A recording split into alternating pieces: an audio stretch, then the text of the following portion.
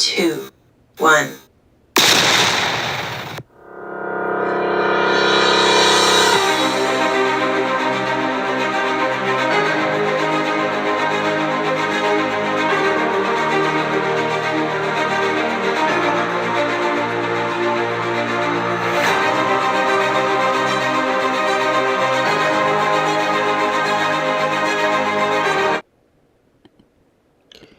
Okay, we are live. Happy New Year, you guys. I don't know how many people in the chat. I know I set up the whole live a little bit later than usual because most of you guys get in here like 6:30, and I think I set it up like 5 or 10 minutes ago. So people are slowly starting to come in. But hey, you guys, hopefully you had a wonderful, wonderful New Year's and a good holiday.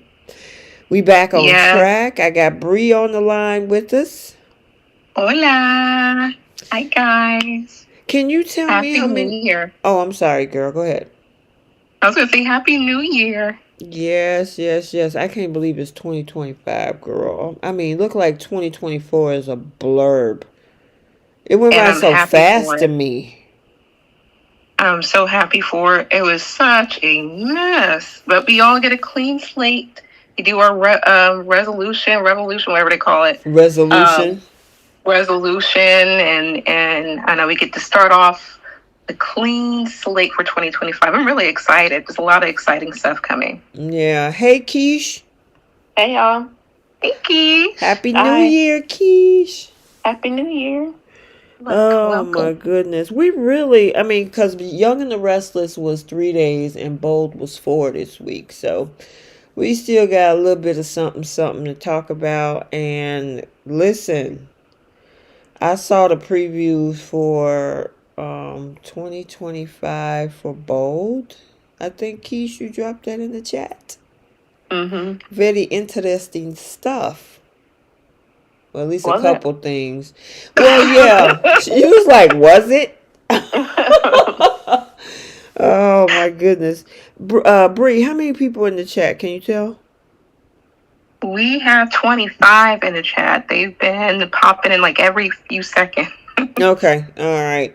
Because I know maybe it was because it wasn't that, many episodes. People might be thinking, are we actually having a show this week? Yeah. It was just last week that was a little bit off because I was away for the whole week. So, yep. Hey, Jenna. Happy New Year, girly. Happy New Year to you too. All right, so welcome you guys to Soap Corner Talk, where myself, T, Bree, I got Keish on the line. We're going to discuss both The Young and the Restless, Bold and the Beautiful for the week of December 30th through January 3rd. So we usually start with The Young and the Restless first. Have a little bit of a brief interlude, kind of housekeeping details. And then we do the Bold and the Beautiful. And then we have 4 segments. Flip the script. Who's taking several seats? Star of the Week. Pickle of the Week. And the Simple Olympics. All right. And how did you guys like the 2025 intro? I love it. If you notice, something was added. Mm-hmm. Yeah. So let me know in the chat. How many of you guys like the new intro? I know some of you guys have been saying it in the comment section on the videos starting from January 1st. So, of course, I have to add Beyond the Gates. I am looking forward to it. It's next month. I'm counting down. I seen the trailer. What y'all think about the trailer? Love it. I cannot wait. And we're getting a lot of press, too. I can't wait. Mm-hmm. I'm so excited. I love Carla Mosley, so... Yeah. Her alone was enough to get me excited about the show. Yeah, I know, right? Because we was wondering if we was going to pull from one of the soaps to bring, one of the CBS soaps to bring somebody over. And, of course, we got Carla, so... But like Clifton Davis and Tamara Tooney and all the rest of them, because I used to watch her a lot on Law and Order SVU. Yep. And that's the World Turn. And, that was a long time ago. Yeah. Mm-hmm. And we remember Clifton Davis from Amen back in the day. Yep. Because the one that played Carla Mosley and their mother, the Avant's mother, was also, what is her last name? Is Horsford. Is it Alma? What's her first I name? know exactly who you're talking I'm gonna about. have to look her name up. It's gonna drive me Yeah. nuts now. Right, because she played, um, she was also on Amen with Clifton Davis. She was the one that was so starry eyed over the preacher man. And Mm. and it was interesting how she ended up on Bold, and now we got Clifton Davis over on Beyond the Gates now. So it tend to Everything cross. full circle. Yeah, it comes full circle. All right, y'all ready to talk about this? I gotta say, Bold, primarily for the most of the week, was a PSA for AI deepfakes. Yeah, it was. I feel like today's episode was a bit of a waste. Sorry, writers, producers, but it was. They recap exactly what we seen yesterday. I know, right? It was like, I mean, Like, I from what I'm used to, and we'll jump into the rest of this stuff, but from what I'm used to seeing, and correct me if I'm wrong, ladies, that when they do like an awareness campaign, is it normally a whole week of drama? I don't feel like it's a whole week of it. It didn't feel like it was a whole week to you? No, no, I was saying I don't feel like they use. Well, I don't know. I guess it depends on the storyline and how they actually craft the story, like put Yeah. it all together. And with this one, it was like what we found out about what happened to her back home, Mm-hmm. and then several weeks later, Remy does it again, and it wasn't. I don't know. I feel like if their whole point, the whole point of this was to be a PSA, Mm-hmm. they should have been more careful about the way they put the story together because it really just felt like a way for Will to be her hero. Right. Yeah, that's true. Thank you for the super chat, Autumn. She says T will be what Bill didn't realize by letting Luna out. He just made his son Will Luna's next fixation. You saw how Luna was looking at Will. I said that. I said it in my recap. You are absolutely right, and thank you again, Autumn. Um, I saw that. I'm like, oh Lord.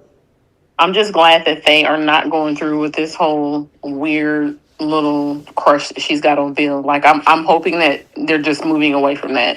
They Nobody wants to need see that. to. Exactly. They need to. But we'll get to the bold stuff in a little bit. But I just kind of wanted to say this whole week to me, except for today's episode, and we didn't have an episode on Wednesday. It was, yeah, to me, all about Remy, Will, and Electra. Electra. All right, so we're going to talk about Y and R. Let me do the summary, and then we will break it down. All right, so for Y&R for the week of 12/30 through 1/3, as New Year Eve festivities get underway, Mariah is shocked to find Tessa in Ian's arms, plus Sharon is attacked. Nick reacts upon seeing Ian with Mariah and Tessa, and Jordan has Sharon right where she wants her. While Ian and Jordan plan to frame Phyllis for Sharon's death, Nick calls his father for help. So we only had 3 episodes this week. What y'all want to talk about? Can we talk about what happened in society with Tessa? I mean, it was one thing that she was drugged, but Abby is like, and I think one of you guys said this in the chat, like, I need you to be work, stay late. And I'm like, the girl could barely breathe. I think we talk about this on Monday. We did, because I overlapped it. But there were some folks that wasn't there, so yeah, we overlapped from Monday. You're right, Yeah, we Keish. talked about how horrible of a boss Abby was for basically disregarding the fact that Tessa didn't feel good. Yeah, that whole thing was insane to me. and selfish. Very. Like, I hope you're okay. Like, but I still need for you to work late. I still need for you to cover the shit. Right. Like, Jeez. Like, Mm-hmm. you couldn't step in. I mean, this is your business. Right. Or have someone else like to cover for her. Like that you see she's stumbling, she passing by customer stumbling and Mm-hmm. grabbing at her chest. And you still like just over there kissing Devon. Like, come on. Right. You can afford, if you needed to, either take her place or shut things down. They're like you're not pension for pennies being Victor Newman's daughter and a billionaire's wife. She was there. She was supposed to be there working anyway. So I don't Right. understand what was it that she couldn't cover for Tessa. Mm-hmm. Like, did they need two managers working? It didn't look like it was that packed. Yeah. Thank you. Exactly. But I mean, you let the girl stumble on out the door. I mean, that's your employee. She's on your watch, on your clock, and you just like, oh, okay. I mean, the first thing Abby should have told her is, look, you need to sit down. Why are you hobbling out the door? She could have fell and hit her head on the concrete. And then that would have been a whole issue that would have affected her restaurant Exactly. and the overall representation of how she treats her employees. She's not thinking ahead. See, I understand being a newlywed, fine, sure, but where is your business sense? Where is like your daddy's genetics? I think Steffi got him. You know what? You make a very valid point because Steffi acts more like Victor's daughter than any of Victor's daughters. Mm-hmm. Tell me about it. But yeah, we did kind of touch on this on Monday, but I just had to re-bring that up because I was like, that made zero sense. What about the confrontation between Nick and Ian? Oh, it was actually, I will give Ian some credit. This was actually smart on his part to, solidify his alibi. Um, because he could have ran, he could have walked off if he wanted to, actually, because he's a free man. Mm-hmm. But he entertained this to kind of solidify things, saying like, hey, I was here, I was talking with you, I had nothing to do with Sharon. Like, this was kind of smart on his part. This ended completely different than what I was thinking. I thought he was going to take both Mariah and Tessa and then have Mariah, Tessa, and Sharon held up somewhere, but I guess Sharon's the bait. So this confrontation with him and Nick, like, I understand, Nick, you're mad, but I mean, he's a free man. Yeah, but What can you do? but Ian idea of trying to become a father figure because he thinks that that Mariah is going to be so distraught from losing her mother that she's going to turn to him for support. That is so disgusting. Well, the thing You is, want to it's be the so father figure to your outlandish. ex-wife. It's just so outlandish, as if she don't have nobody else to talk to. I mean, she got her That is wife. right. She has Nick. She got Nicholas. She has Kyle. Yeah.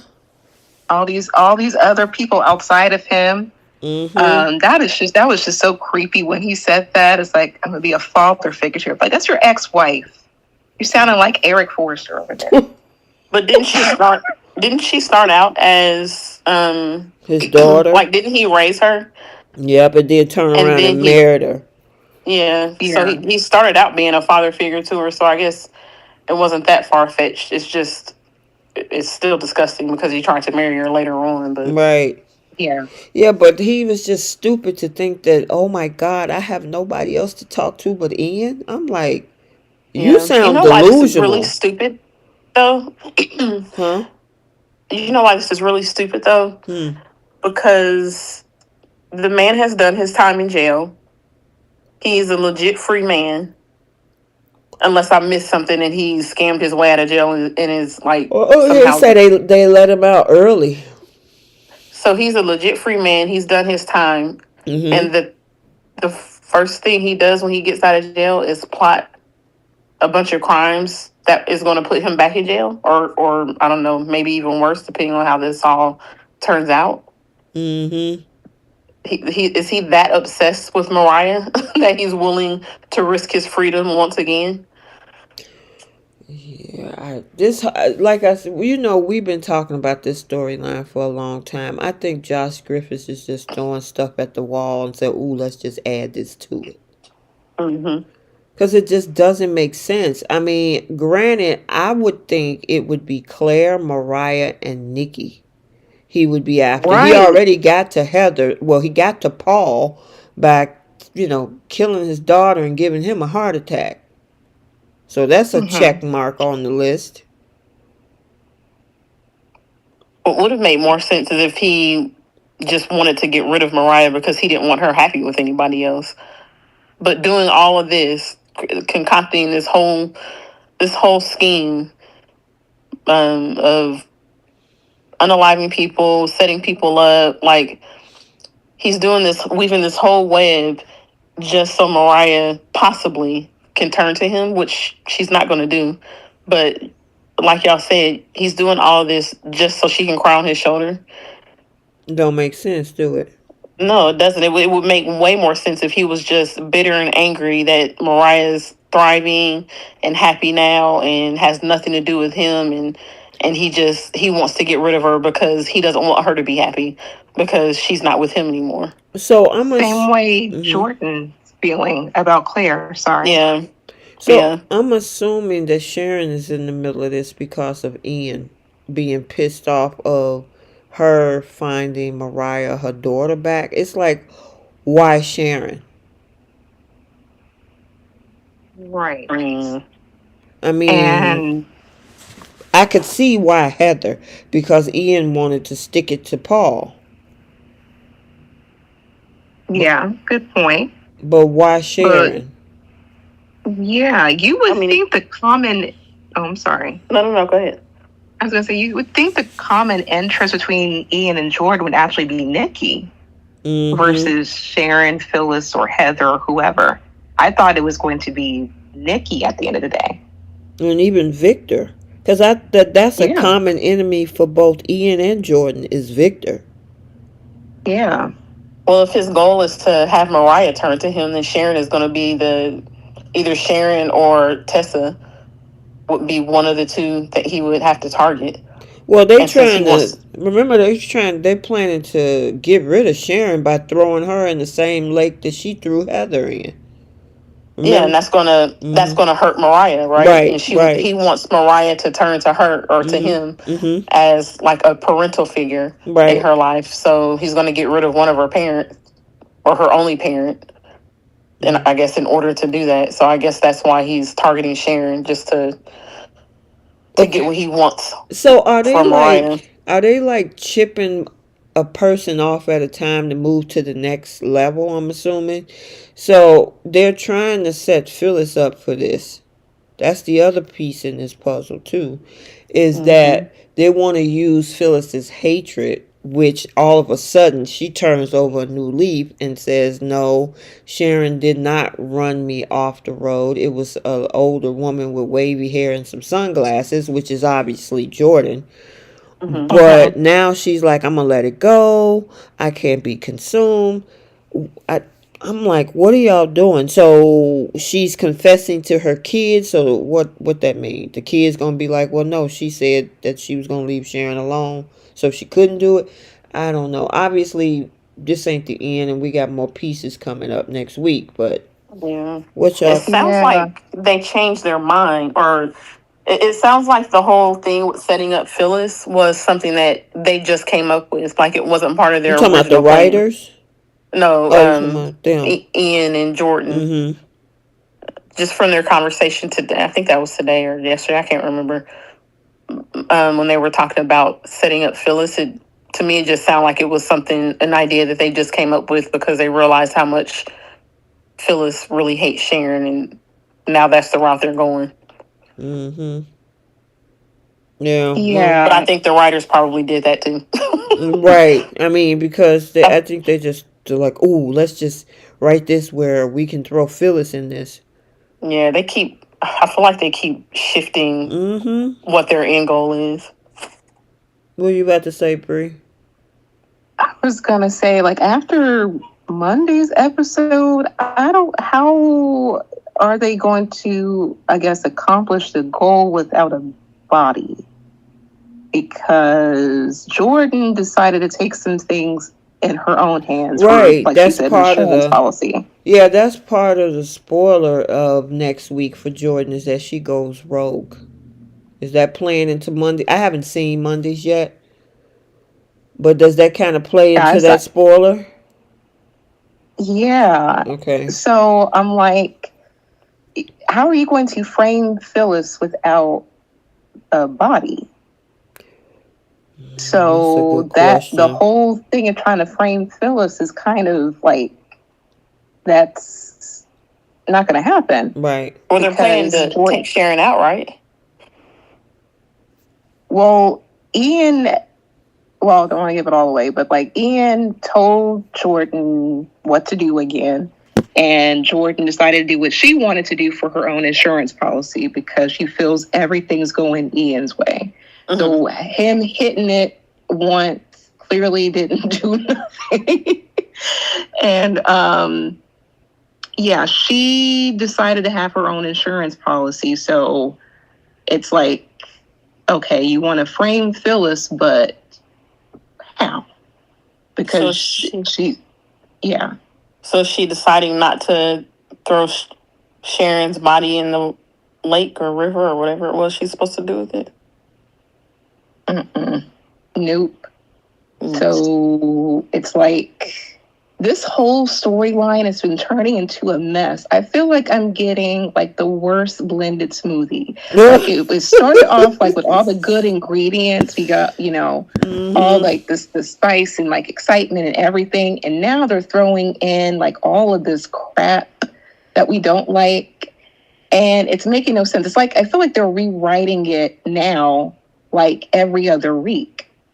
And it's like they want to throw in a lot of different curveballs. It was perfectly fine with letting Sharon take the fall and then later on get the hypnosis and then trying to plead her case from jail or something. Adding in Ian and Jordan, I thought was great, but that was just a mess. It makes absolutely no sense, especially after Monday's episode. Wow. Yeah, I might have to check that out. That sounds insane. If it's all over the place, and that's what It really happens is. when you don't have an end goal and you drag out something for months. I thought sure that they were going to wrap this whole thing up at the end of November sweeps, but they didn't. Nope, they did not. And so they wrapped in so many events, like we were saying, they tied in the whole 40th anniversary for both of the ladies, the 13,000 episode, and then we still got Jordan and Ian tiptoeing around town. And they keep adding stuff to it, because originally we thought Victor. That's the common denominator for both these two. But then you start throwing in all these other people, and I want Mariah to see me as a father figure, and all this. Let's set up Phyllis in the process. It's like, what are y'all doing? Yeah.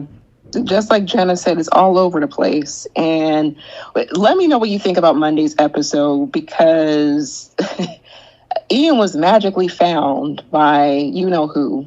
Who, Victor? So, yes. So it's just a mess. Please let me know what you guys think about the Monday's episode, but I'll leave it right there. Well, that's what Jenna says. After Mondays, I'm kind of a little over the storyline now. Yeah. All right, we got to talk about these folks at the New Year's Eve party, because Jenna just brought up a good point. Jack trying to get Lauren to be nice to Diane. I'm like, she don't have to be. They don't even move in the same circles. Right. And didn't Jack say, like, oh, you don't owe anything to Phyllis. You don't have to, like, worry about Phyllis after what she's done. And I'm like, sir, you got stuff on your hands, too. Your wife's hands are not clean either. Everyone at that whole gala, at that party, has done so many different things. But Lauren is walking a tightrope, being friends with all of like Phyllis's enemies. First, you're friends with Nikki, and now you're listening to Jack to be friends with Diane. I'm like, either like, and then I kind of get where Phyllis is coming from. Like, where is your loyalty? Mm-hmm. Yeah, that whole thing was pretty darn interesting. Now with Phyllis, she came in snarky and then disappeared and came back. And I mean, we kind of talked. Well, that was Monday, right? Yeah, we kind of talked about that on Monday from the Monday's episode when she was telling Christine that where's Danny? He's probably locked up in some hotel with a groupie waiting on him. He kick you to the curb. And then the man come in there and was, kissing all over Christine. She looked like a whole fool when that happened. And in a way, I know that Phyllis get on Keith's nerves a lot. And so I did kind of feel sorry. I'm like, somebody get her a friend or something. She is bitter at everybody. She had friends, but she mad at her friends right now. She needs a man. Someone outside of her baby daddy, somebody else. Like I hate the fact that we do not do crossovers. Poor Bill. He needs another pulse. He needs something fresh and new and exciting. They are perfect for each other, but no, we can't get that. So yeah. Poor Phyllis, as you can see from the top right hand corner. So pathetic. What do you think about that, Keish? Keish, you there? If you are, you might be on mute. My fault. I was on mute. Go ahead. How many months has it been since Danny chose Christine? Shoot. When did they do the crossover when Hope kissed Finn? That was back in the summer, wasn't it? It was like August. I think August, early September, or something like that. It was right late spring, maybe, when he decided. Cause I think that's what it was. It was when Danny decided to go on tour, right? And then Cricket decided to go with him.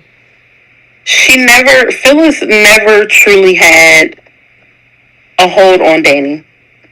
I need her to get over it. I mean, her walking in or her seeing him, or what she said to her kids today, talking about it's hard to see Danny and Christine kissing and whatever else she said. And it's like, you and Danny have not been together in a couple of decades. When he first came back, I guess you could say he was a little flirty with her. He had dinner with her, but he was clearly never into her like that. And Phyllis was just throwing herself all up in his face. And he finally made his pick months ago. It's been months. And she's still walking around with that stank look on her face every time she sees them together. I need her to stop being bitter and move on with her life. Didn't I tell you that Keisha gets on Keisha's nerves? What'd you say? I said, didn't I say that Phyllis get on Keisha's nerves? Yes. Phyllis is still my girl. I love Phyllis. I love the messiness that she is. She's a man who can complement that. I think that's what it boils down to. So writers, producers, you're listening, please get Phyllis a man 2025. Because I like the messiness when it's fun and when it makes sense. The last few times for Phyllis has been her obsessing and being laser focused on one thing. It was Diane for like a year and a half, almost 2 years. It was nothing but Diane, and that's what had her spinning out and doing all that ridiculous crap because she felt like her kids weren't supporting her schemes to get Diane out of town, and faked her death. She obsessed over that for 2 years, and now she's obsessing over this thing with Sharon.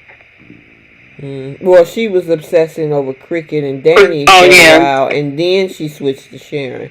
Yeah. So it's like she can be a fun, messy character when it actually is fun to watch, but watching her do the same thing for months on end is just not.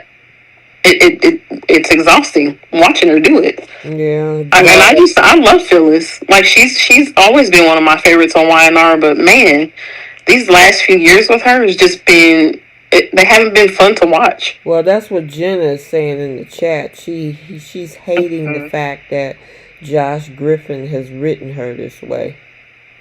Yeah. I mean, she got her Emmy.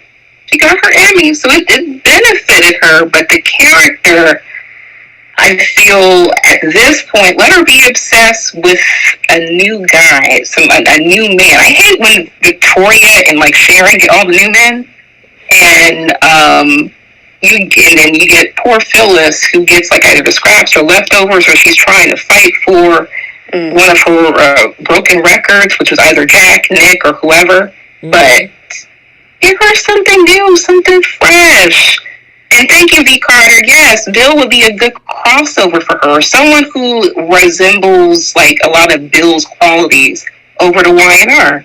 Josh Griffin, the producers, please listen to us. And let it be somebody that actually wants to be with her instead of her throwing herself at someone who is not really giving her the time of day. Well, I'm wondering because they're about to put her in Billy's orbit. And so I'm like, well, Sally's already over there. So I forgot they were together. What'd you say? I forgot they were together. That's how bad it is. Oof. I mean, it was so random. That Sally needs to go back to Bold. I've been saying that for the past year. Yeah, she does. She needs to go back to Bold. There's nothing. They haven't did anything with that character. I mean, granted, again, she's another one that won an Emmy in 2023. But it's like, what else you gonna do with her? She had the whole thing where she lost the baby, which is what her Emmy reel was about. But the rest of that, this back and forth that she had with Nicholas and Adam, she was chasing after Jack Abbott for a minute.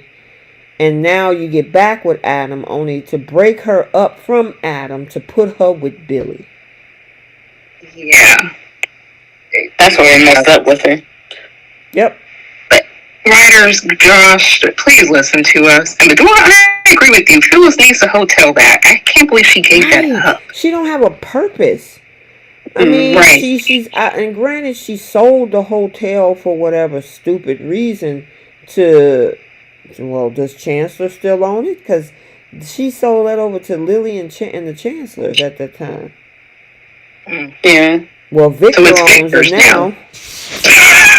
He's just like Monopoly, just collecting hotels and businesses and homes. Well, I should say Nikki runs it now, but you know, it's right. The girl don't have a job. She's about to get into another harebrained scheme, according to the spoilers next week with Billy. She has no purpose. She ain't got no man. She has no relationship. She has no man. She's driving her kids crazy. And then she hates everybody that don't do what she wants to. She's on the odds. Did you hear what she said about Michael? She said there's a special place in hell for him. I'm like, God, dog. Yeah, she's a mess. She's a mess. She mad at everybody. She don't like Diane. She don't like Sharon. Right now, she not liking Lauren and Michael. It's like, girl. It reminds me of how she was when everybody was kind of backed off of her because she kept going after Diane. Yeah. Yep. Yeah. Her poor kids. Her kids basically babysit her. Yep. It's a dang on shame. Yep. And the thing is, her son is going through the most right now, and he's trying to make sure she's good. Right. He lost the love of his life, but he's got to cater to her basically and make sure that she's not going to go off the deep end. It's yeah. I don't like that part of Phyllis, but I know Blackpink thinks Phyllis should get Damien. Oh. Yeah. You don't like that, T? I heard that they're trying to put him around Lily, according to the 2025 projections. Look, I saw the previews of this. The man, Woo! yes. Whew, I forgot Nate was there.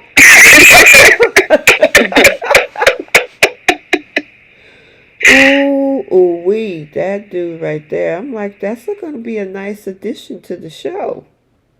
Yes. Oh my goodness. And if it's, what they're saying and they're going to put Lily in that orbit, I'm okay with that. Give a little bit of flavor. Yeah. Okay.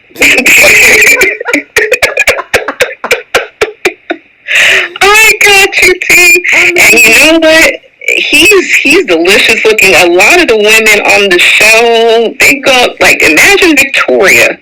Because you know that, she and Cole are in good standings, but now that Victor supports it, she doesn't like any man that her daddy likes. Yeah. Victoria better move on along. They better not. She has a man. They need to let her stick with that man, and they need to allow Lily to have her own man for once. Yeah, let her stay with Shaggy. Scooby Dooby Doo. But look, every time Victoria gets a man, and it's a man her daddy doesn't like, she's all for staying with him and, defending that man. But as soon as Victor turns around and starts liking the guy, then she's completely turned off to the guy. This is going to be the downfall of her and Shaggy. I don't think so. I don't think she's going to have anything to do with him. I don't think she'll be anywhere near that story. Watch Monday's episode. Uh-oh. Oh, Lord. She said, watch Monday's episode. Victoria? Wait a minute. There is a spoiler saying that she has to talk to Cole about something important or help him with a decision. Am I correct? You're correct. Yeah, that I did, because I did my spoiler videos earlier this weekend instead of on Saturday, and I saw that, and I'm like, what's she helping him with? Okay, I guess I'll get. So it's just about her and Cole. Go ahead and spoil it, for goodness sake. Some folks have already read it. He doesn't want to take the job. She's trying to convince him that it's not going to affect us. It's not going to harm us. But he's listing off with very good reason as to why working for Victor is a mess. Oh, okay. Oh, so it don't have nothing to do with Damien. This is just all about Cole and Victoria. Oh, yeah. No. I was saying that as soon as any man that either works for her father or any man that her daddy likes, she starts becoming, disinterested in this man. If they bring Damien on because he's going to be brand new, fresh piece of meat, they usually always give him to a Newman eventually. She's not going to be with Cole for too much longer. I don't see them putting her with Damien, though. We'll see. Look, that's a fine looking man. He can put him with me. I'm good with that. Oh, my God. So you kicked Carter to the curb, girl? He been gone. Oh, wow. Oh. Wow. That's been your day one. Yeah, I know. I know. I look, the way he's been acting, no, that's so unattractive. Even though he has amazing abs. Yes. I still look at that. I love that part of him, but no. And then you got Nate simping with Odd. I was like, no. But when I saw the Men of the Gates and saw Damien, I'm like, okay, it was all fresh and brand new in 2025. So, according to the projections and what Josh Griffith was saying in regards to new cast member Nathan Owens, which plays Damien, he listed Nate, Devon, and Lily as the characters most primed to feel the impact of his arrival. Okay, Lily, feel that impact, girl. Yeah, I mean... Hey, Bree, I mean... Like, it's nothing wrong with feeling that impact. It's been a year since change. Yeah. So I know some people are trying to throw Damien into a triangle with Nate and Audra, but it might be going the other direction, and I'm okay with that. I would like to see Yeah. that. Yeah. Audra needs to stay right where she is. She don't need to go nowhere else. She been bouncing, so it's time for her to take several seats. Well, that's the problem. She's been taking several seats. She just needs to just sit still. And it looks like they're going to allow her to do that with Nate, and they turned her a new leaf and everything. But I honestly would not be surprised if he causes trouble for his brother when it comes to Audra. Like, I can see him playing both Lily and Audra. That man is fine and delicious. I can see him doing a lot of things. The Sharon in the chat said Damien is too good to keep under wraps. Give it to us. Yep. The fact that we had to wait, 2 months before we saw Damien. I know. They drug out that storyline bringing Amy Lewis in back in, what was that, early November. Mm-hmm. And they drug that storyline out. And I remember when they said, well, he won't be coming onto the scene until the January 8th or something. I'm like, really? Well, now it's coming up. But he worth the wait, but I mean, we're impatient over here. We need to. We like to see fine men's on the show. Listen, V. Carter says Nathan Owen is very attractive. Give him to Lily or bring back Amanda or Elena for him. Where is Elena at? You know she only pops in here and there. Yeah, only time you need a doctor. Right. They made a whole announcement that Brittany Starkey came back as Elena, and we seen her once, and that was with Phyllis's accident. And how long ago was that? True, the end of November, early December. See, that's why I don't get excited over them announcements, because they talk about it as if they're going to be there for some, I don't know, a few weeks or for a big storyline or something like that. We only see them for a couple of days and then they're gone. Right. Yeah. Yeah. I feel like what's his name with the bloody shirt? I feel like he got more airtime. Absolutely did. Cameron Kirsten had more airtime than Elena. That's a doggone shame. Shoot, Lyndon Ashby came in there and got him a fat check and ran. Yep, and probably an Emmy nomination too. Oh, he for sure. I think we'll get an Emmy nomination for that. So, did y'all like the interaction between Kyle and Claire on New Year's? Man, y'all got quiet. You know, they're slowly, becoming forgettable for me. That's why I said they need slowly becoming forgettable. Yeah. Okay. I mean, like, I know they're a couple, but are they becoming a couple I care about? No.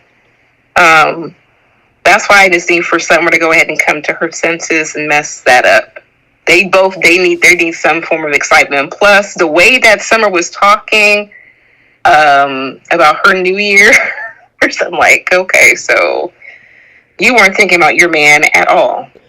Well, I remember she was saying that, okay, so I think we came off of the week of December 23rd where they had a talk and kind of hashed things out, and he asked her to dinner. And then we heard where Summer was, because who was that, Daniel, asked, hey, where's Chance? Oh, he got to work tonight because a lot of the bad things happen on New Year's Eve.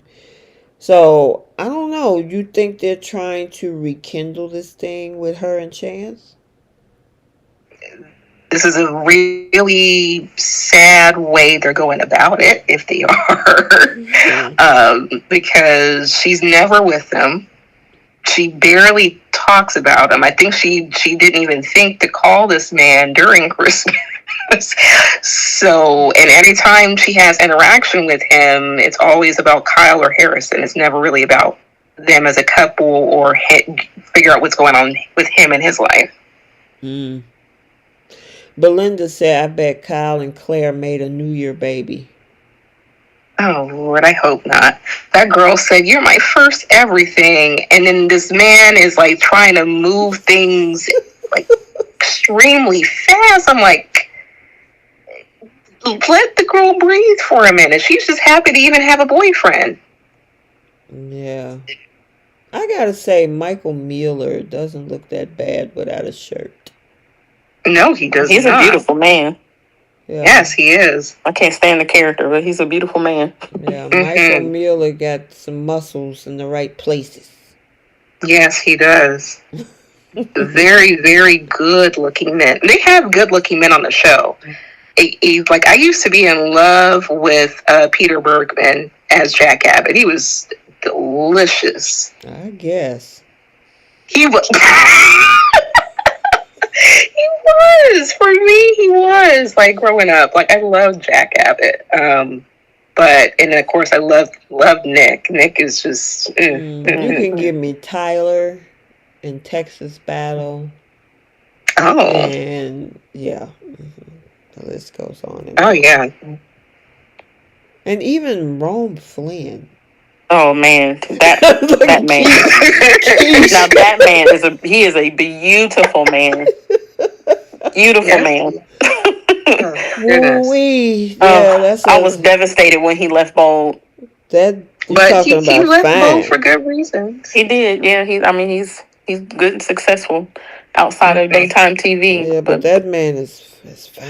Oh, it doesn't even seem real how beautiful he is. Keish. You want a poster, girl? I will take one if somebody wants to send one to me.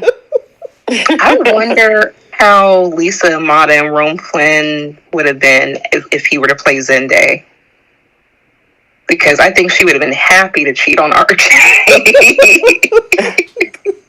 Rome Flynn to me is one of those that's a Kim magnet. So I think they probably would have had just as good of chemistry as she has with Delon. But it's still, for me, it's still the thing of them being like 15 years apart in age. Yeah, that's true. Yeah. Oh, Shamar Moore. Thank you, V. Carter. Yes, that was the dream. I used to love Christoph as well. I used to be in love with Christoph too. But Soapaz just beautiful, delicious looking men, without question. Yeah, and you can't forget about Thomas. Yes, Matt. Well, not all, but half of the Thomases. I think the last three Thomases have all been very handsome. I mean, I think Pearson and I think Matt Atkinson, for me, those were some delicious. They were the best Thomases. They were the best looking. I hate to say that, not in a bad way, y'all, but they excited me more when I saw them on screen. Listen, I was obsessed with Adam Gregory. He reminded me of, I don't know, just like the structure of his face. He reminded me of like a Superman type character. Oh yeah, I could see that. V. Carter said Rome Flynn with Diamond White would have been hot. What do y'all think? Yes, because Diamond White is a gorgeous girl. She is pretty. Very, very pretty girl. Just he would be hot and spicy with a lot of the ladies on the show. Even if they were to cross him up, could you imagine putting him over there with Lily? Ooh.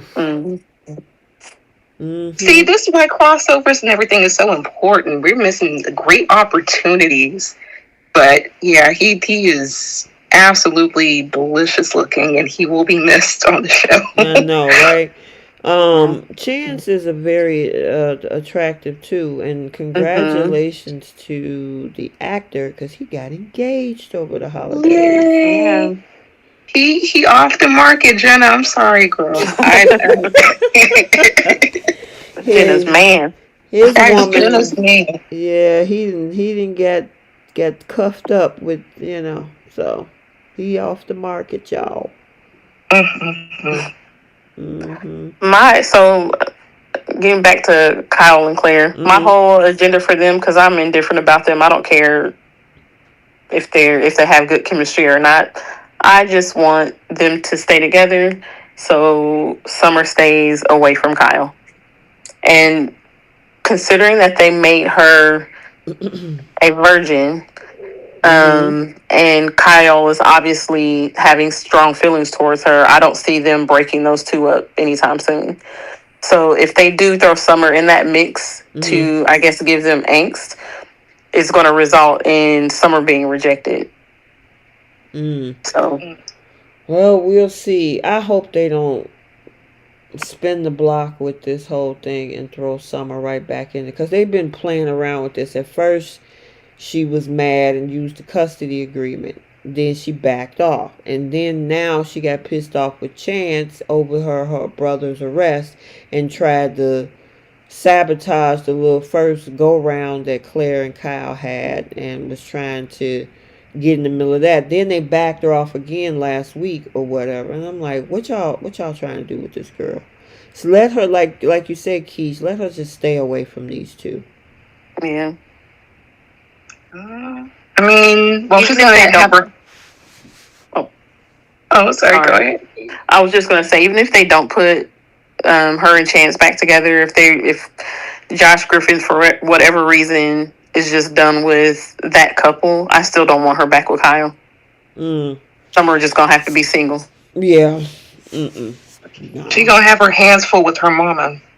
Mm-hmm. That's pretty much been her job for the last couple of years, is babysitting her mother, That is crazy. which is sad. It is. It really is. It's like, really, Phyllis? And we kind And of it kept. cost her her marriage. Mm-hmm. Mm-hmm. Yep. Because she kept that secret about her mama being alive while Diane rot in prison. Mm-hmm. And yeah, it destroyed her own marriage just to be taken up with her mama. Yep. So, And her mama faked her on unaliving. You know what? I Phyllis not being in trouble might be a breath of fresh air for her kids and all of us, really. they need to give her something to do. She need to be doing a man, and she need to be doing a job. Give her something. It's been a couple years since she's had a man, so I can understand that. I just think that they was dumb to break up her and Nick back in 2022. They had Yeah, such a connection. especially considering they apparently had no intention of putting her and Jack back together. Exactly. Keish, you remember we used to talk about that like it was Yeah. terrible. And Nick has been, oh, well, never mind. I was going to say Nick has been single this whole time too, but I forgot about Sally. Yeah, I don't talk about Well, that. that was a situationship. She didn't even say she loved him until towards the end of her pregnancy. And then she turned around and broke up with him to get back with Adam, only for what, 5 months, and then they broke up again. Yeah, that was a situationship. Oh God, that was just. Every time I was so excited that one time that Adam and Sally was at that bar, remember, and Chloe had interrupted because they was about to get back. I'm like, everybody was rooting for that, and then it went downhill ever since. Yeah. Mm-hmm. So, and I just think Mark Grossman is a very attractive actor, especially he got a Yes, he is. haircut this week, and I'm like, can we put that man with Audra? I don't not want to see a repeat of him and Chelsea together again. Yes, they got a kid together, but them two do not need to be together. Yes, it's too toxic. Yep. It really is. But which Adam is your favorite? Do you like Adam Grossman or You mean Mark Grossman?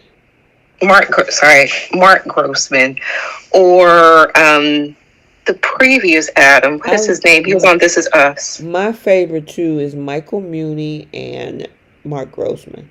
I didn't like Justin Hartley. He was a Oh, I goofball to loved me. him. He wasn't the dark Adam. Michael Muhney and Mark Grossman were dark in the character. Yes. Justin wasn't that dark to me.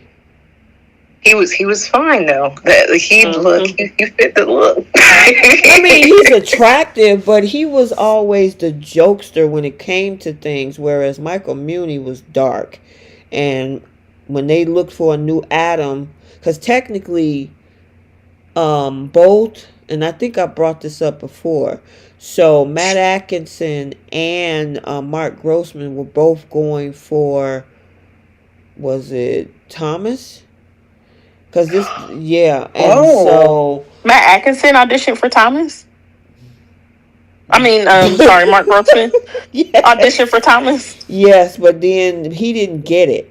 So then they ended up putting him in that role because both Thomas and Adam came along the scene in 18 and 19. Yep. Okay. They both. Oh, that could you imagine? Could you imagine Hope with Mark Grossman? And let's say Matt Atkinson playing Adam. Oh. But that would have been hard because he was also Austin Travers. Oh yeah. Good point. But we can forget about that. the fact that Mark Grossman could have been the Thomas. Oh. I couldn't. Wow. He's not the biting type. I remember Matt Atkinson just rocking that role when it comes to the whole Thope thing. I don't know if I could see Mark Grossman in that. Now, we saw what he did with Sharon, but that was like 5-6 years ago. But right. what happened with Matt Atkinson was still ingratiated in our memories. Your video editing, T, that video you did of Soap Day One, that reached 24,000 views. On where? On your channel. Well, it reached about 95,000 views on Instagram. Sheesh. And we were talking about this on Monday. They want us to forget about that? Yeah, girl, don't get me started. Don't with Belle. Ooh. Don't.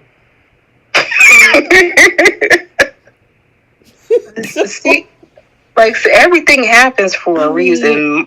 Matt was meant to be Thomas, without question. Yeah. Listen, I came across another video that I did, and him and Hope. I mean, I gotta say, Annika and Matt, they knew what to do.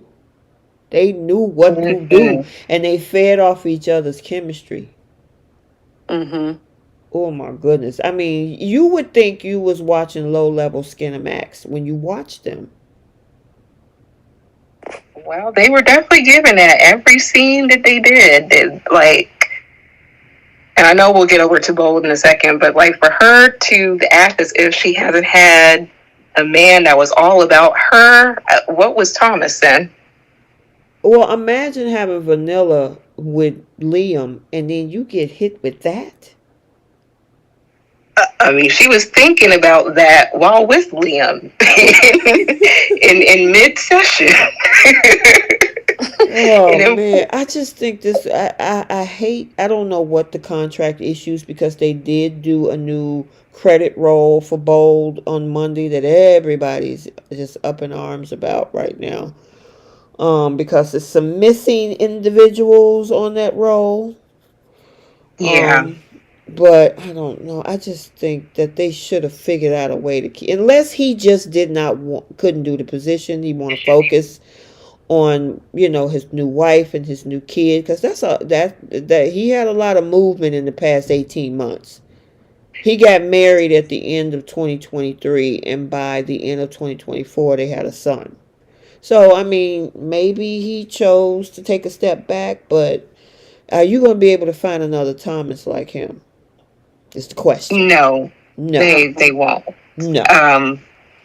I sent something in the group chat, And it's like his wife had like kind of addressed it, and I noticed a couple of other places have addressed her comments about the status of Matt, but nothing's really been confirmed. I thought that he was trying to look for other roles outside of Bold because the contract stuff didn't work out. But I don't know. I wouldn't. There's no way I can see this man is wanting to leave a show where he's basically the lead. He's a lead on the show for the past like about 5 years. And you know, unless they really didn't have anything for him, kind of the same way they did the Taylor thing. Well, that's the frustrating thing is he's Ridge's firstborn. Right. How can you not have a story for him? And one of my issues with the way that they've written Thomas over the last 4 or 5 years, however long it's been since Matt's been on, is they have only used him for Hope's story. He's basically been a supporting character in Hope's storyline. And that makes no sense to me because he's Thomas Forrester. He should have his own storylines. And he never once had his own storyline where he was centered. Even their relationship last year was 80%, 85% Hope's POV and what she wanted. And he was just there as a supporting character in that storyline because it was all about her, I guess, finding herself after her and Liam broke up. And it's like, I don't understand why Belle, whoever it is, finds it so difficult or why they just won't invest in Thomas himself as a character, because he's got enough layers and there's enough there for him to where he should have his own storylines independent of her. He doesn't need to be tied to Hope to have a story. And that was always a frustrating thing for me where Thomas was concerned, because Thomas is one of my favorites on Bold. Yeah, and they finally got a Thomas that just took over the role and he rocked it out. I mean, yeah. I don't know. They could have figured out something. This man brought in, along with Annika, in 2023, brought in a whole new group of viewers. The internet was ablaze. Now, a lot of people were saying that was during the writer's strike that Belle never actually wanted it. Did y'all hear that stuff? Yeah, I've heard people say that. And I feel like those are just speculations because unless Belle did an interview and said I never wanted to put them together, we're never really going to know if that's the reason why they broke them up or what the reason is behind it, because nobody from Bold and Matt have not said anything. So anything that we come up with or that we speculate about just based on like his wife's post or whatever, or anything else that seems like a cryptic message is just going to be us guessing. Right. All right. Well, we might as well move on to Bold. Because Young and the Restless was 3 days, and we kind of talked about everything and some of the stuff that's coming next week. Before we do, make sure you guys hit that like button and subscribe to the channel. This is the type of content that we do every Friday night, 7 o'clock Central, 8 o'clock Eastern, with myself, Bree, and Keish, and hopefully Trish will be back soon. It was a pretty rough holiday for her. So, this is the first holiday season without her husband. So, she's still trying to, process everything. So, sending well wishes to her. I did hear from her. And then also follow on the other platforms. Sometimes Jay pops in. He's also one of our panelists and moderators in the chat, but I know he's probably pretty busy. And follow on Instagram. We have a Facebook group. There is a Medium blog post. And then on TikTok and X and all that other stuff. So we're all over the place. If you just type in Soap Corner Talk, you will find one of the platforms. So we're going to jump into Bold. And without any other further ado, let me do the summary for Bo, and then we'll break whatever we can down this week. So, I mean, seriously, because most of the week to me is all about Remy and all that. All right, so for Bold and the Beautiful for the week of 12:30 through 1:03, as Bill demands Luna tell him everything, Remy traps Elektra, and we got opening credit pics. Remy gives chase to Elektra as Will pursues them, and Bill makes a stunning move regarding Luna. As Will races to save Elektra, Bill reveals Luna's fate, and then Brooke reveals to Ridge the real reason she took over Forrester Creations. Now, I will tell you, is a lot of unhappy conversation about this whole situation with Bill and Luna. Yeah, I saw online. This is so goofy of him. I'm sorry, I don't know where you want to start. Go ahead. We starting with Bill and Luna. This is the goofiest thing. We were talking about this in the group chat. This is so goofy. You gonna hide a whole criminal in your house, and you got nothing but people to come in and out of your house. You have your son on your couch. You also have another son who pops in and out. You have Katie, who's forever nosy. She knows the guards at the front gate and all the chefs and everything in there. You think you're going to hide this girl, and nobody's going to notice? It's a big house. I get that. But you don't think nobody's going to figure out a whole other person's living there? Right. Serious. Yeah. And Angela, I agree with you 1000%. She said Bo was boring this week. What y'all think? Oh, I agree with that. We're going to make something of this week. No. Yeah, I mean, it's just that whole thing is just as bad as when Bill took in Sheila Carter. Even though they, in order to bring Ridge back 3 months after he been gone, they tied that, oh, he was just working with the FBI. But this whole thing is just insane. I'm sitting up there like, that girl killed 2 people. Mm-hmm. and she just gets house arrest. Right. Because you couldn't leave her up in there because she got beat up. She should have thought about that before she tried to get people to drink the Kool-Aid. And this is just her awaiting trial too, right? Because she hasn't even had a trial yet. And then say, she even asked, like, what about my mom? If she comes and visits me, I'll deal with that. Deal with her how? That's going to be the first person who's going to be pissed off that you got her daughter out. Like, how is he going to really try to accomplish any of this? I don't get this. And then, like, she kept asking, what is his motivation? I really want to know that, too. Because is it are you that bored? Are you that lonely? Right. And because, I mean, this is a come up for this girl. She even said, like, look, why would I ever want to leave here? Like, I could be happy to serve my house arrest here. Who wouldn't? And go ahead. Oh, I'm sorry. It's $1 million accommodations. Who wouldn't? Jenna said, why not just transfer her to a safer facility? Yeah, you got medium security. Heck, put her in a psychiatric ward where, she can get a private room. Right. Especially since she said that she wasn't in her right mind.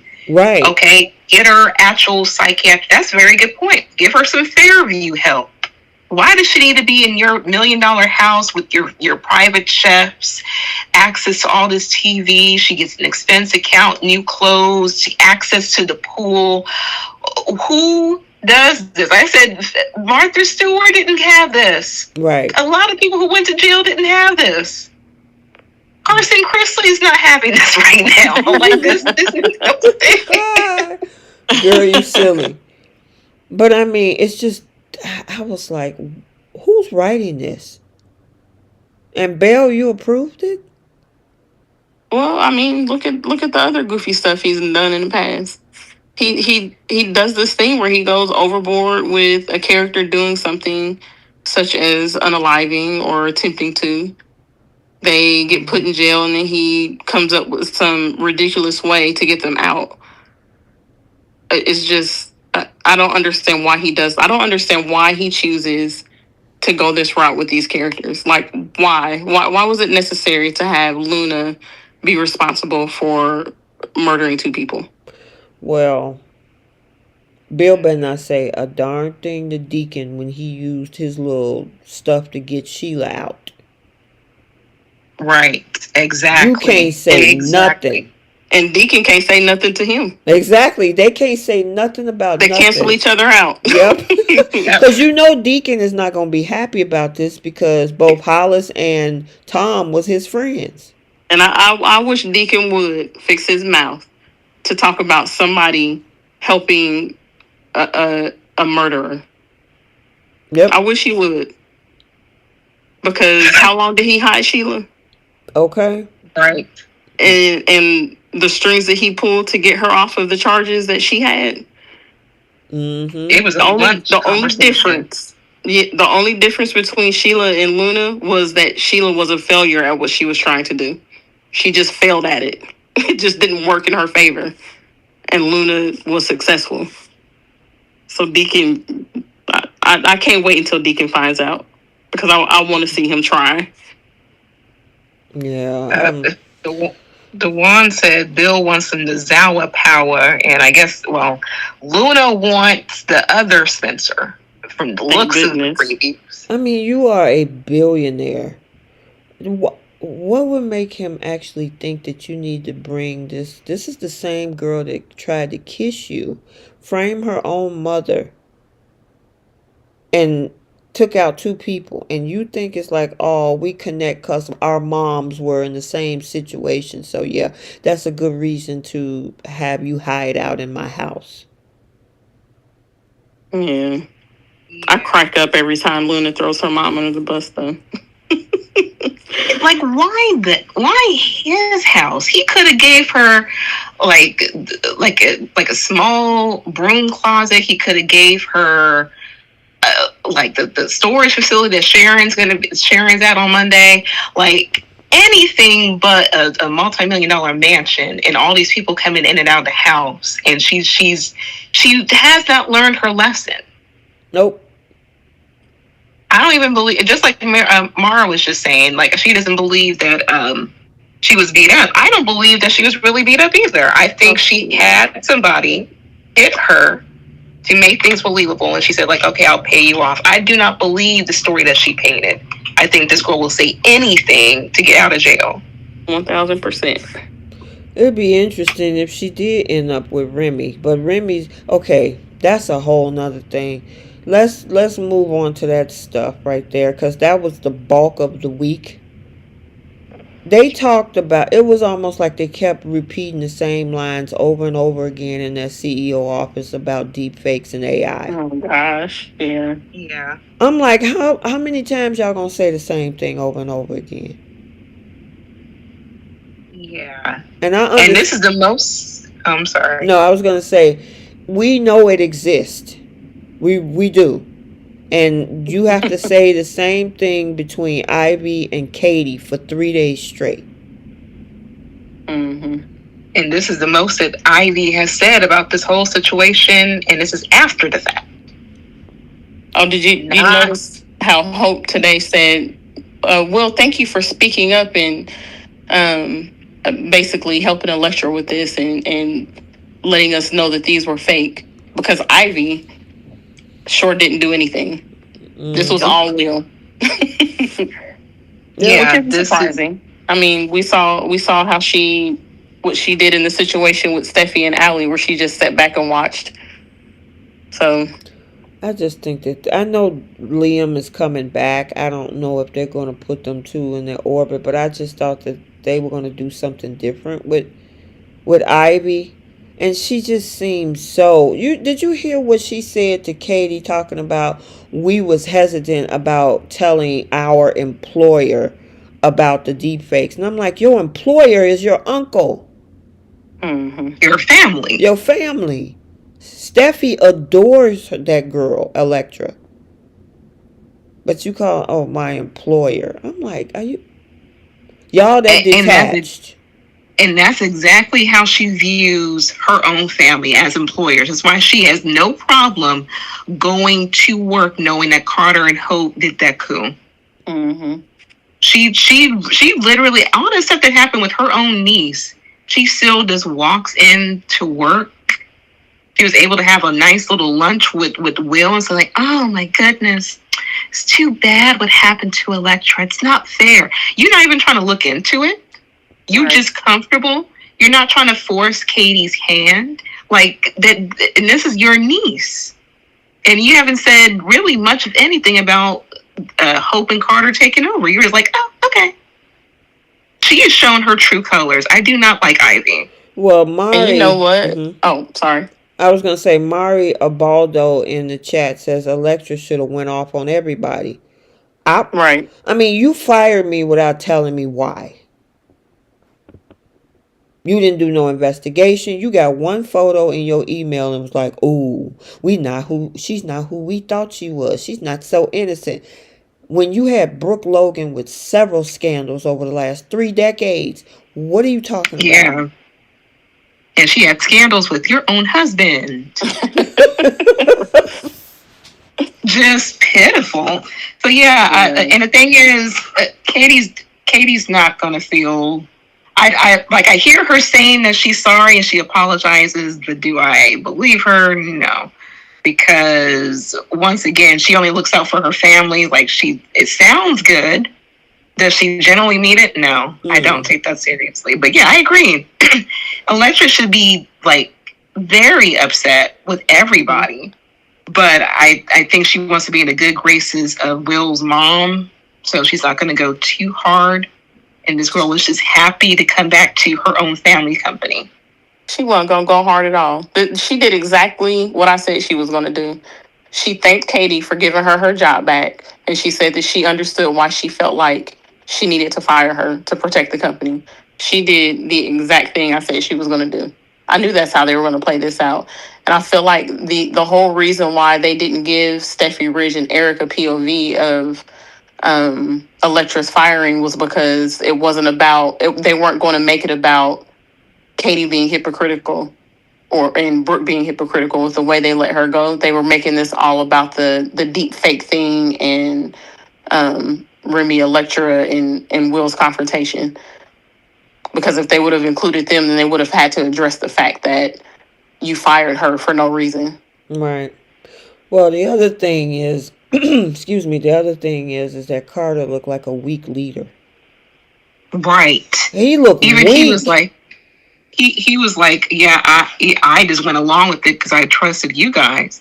Yeah, you should have, if especially when he saw the picture that Katie had no problem sharing with everybody. Right. Like, he should have like thought about, okay, let's just do an investigation. You don't know where the picture came from. That sounds suspicious. Like, you would have thought like his antennas would have went up, but because it wasn't a Logan, he just trusted whatever Brooke and Katie decided to do. Right. That was so exactly, Jenna. So just a mess.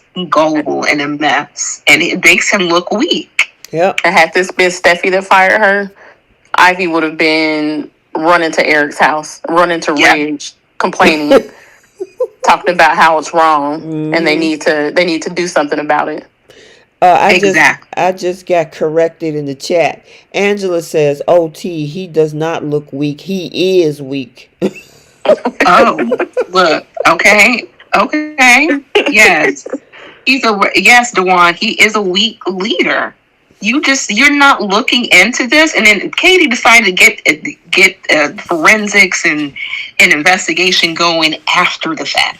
Right. You should have done this as due diligence, because whether it's Electra, any of your employees, you look into this. That's insane to me. And then you didn't think it was suspicious that there was, like, you don't know where it came from? Right. And they Yeah. just If it was, oh, sorry. no, I'm sorry. I was going to say, if it was any of her family members, she would be the new chief of police, just like she thought she was when she got Poppy arrested. Right. Mm-hmm. She went. What'd you call her? Olivia Benson. She is. Yeah, but she didn't do no detective work on these photos. Right. She just like, oh, we not who she thought she was. She don't look so innocent. Oh well, you're fired. Yeah, that whole thing.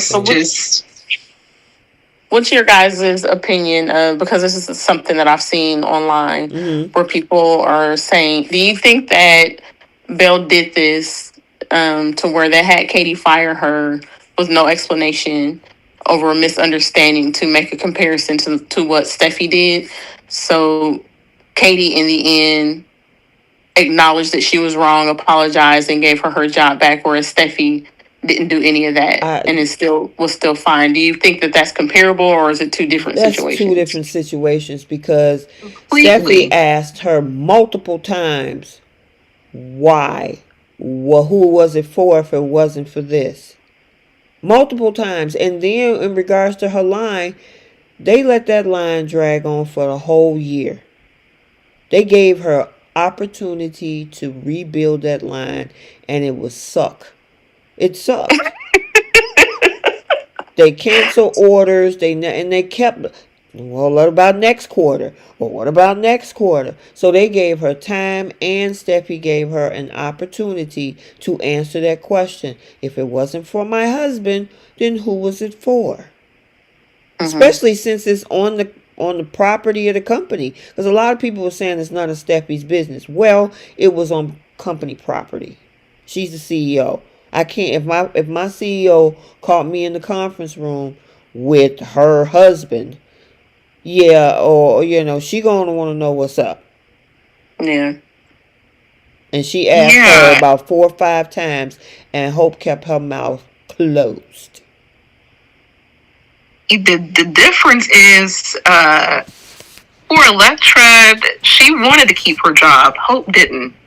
Hope had every opportunity to try to save her job and her line, but she chose to be quiet, and that got her in her situation. Plus, Steffi and Hope have history, whereas Electra and Katie, they don't even know each other like that. And Katie went off a complete assumption versus doing her due diligence as, I guess, the head of PR, since this is part of her job, and try to at least investigate to see what was going on with that situation. Whereas Hope had put herself in a predicament already with Steffi's husband. And it could have been a simple situation saying like, hey, I was dressing for Carter and I are together. This was a misunderstanding. This was not for your husband. And she could have kept her job. So I feel like there's a difference. Even Steffi said, if it was anybody else, it wouldn't matter. She said that a couple times. Oh, Jenna said 6 times. Oh, dang. All right, Jenna. Nope. I think it's two different things. Yeah, 2 completely different things. That girl did not deserve that. Katie should at least give that girl the benefit of the doubt. But whereas Steffi, look, it could have been simple. And even Hope's mother and Carter was like, look, we can tell the truth. It shouldn't matter. Hope chose not to do that. And then this girl went back and forth and like, maybe I shouldn't go work at Force Creations. Maybe I shouldn't do this. And then she decided to go along with the coup. And all of this could have been resolved with some honesty. Her mother wouldn't be going through what she's going through with Reg. Like, the family wouldn't be, like, split down the middle with people choosing sides. It's like, this was just a mess. And she could have just been honest. I mean, especially since the other party in this whole thing, which was Carter, was like, why don't we just tell them? No, they're going to look at us some kind of way. Okay, so they're going to look at you even better with the coup? Yeah. Okay. Right. That was so stupid. The fact that Carter even thought she was qualified for leadership. How dare he do this? Once again, another reason why he's a poor leader. She could have just been honest. All this could have been resolved with just honesty, but no, she just had to play a victim because that's the only role that she knows. And I mean, it's the same thing for Brooke. You let this girl tell you to keep this a secret. I can't tell nobody. But then when they get a day late and a dollar short, now you want to run and tell people. Right. And you were wrong, Steffy. It wasn't for you. It wasn't for your husband. It was for Carter. If you just trust me and trust what I had to say, trust you for what? You already went after my husband. Trust you for what? Right. That's the thing that got me. Brooke and Hope both talking about Steffy and Finn should have just trusted what they said, what they were saying. With their track record. Right. All right. And you got her mama looking foolish, going from house to house to company to company, saying, like, you need to believe my daughter. And then when people ask her, well, who was she with, who was she trying to get it sexy for, you just quiet. She got her mother out here looking foolish. That's why I don't feel sorry about this whole thing with her and Reg, because she could have at least told her daughter off and told her how stupid she is by doing this. Now we got to talk about this Remy and Will confrontation, because this whole thing was absolutely ridiculous. Especially when you got a whole phone on you. Oh my gosh, that annoyed me. You call Will, but you can call 3 simple little numbers. Well, Will called her and she answered. But yes, I agree with you. The even stupider thing was that she ran from his apartment instead of going down to the restaurant where there are people. She ran out to the street where there were more people and then ran into closed off areas where nobody was. Going behind dumpsters and construction sites. Like, this was just so stupid on her part. And on top of it, she had her cell phone the entire time. Right. The entire time. You could have called, like, as much as this new generation is always on their phones, this is the opportunity where you're not on your phone. That was horrible writing.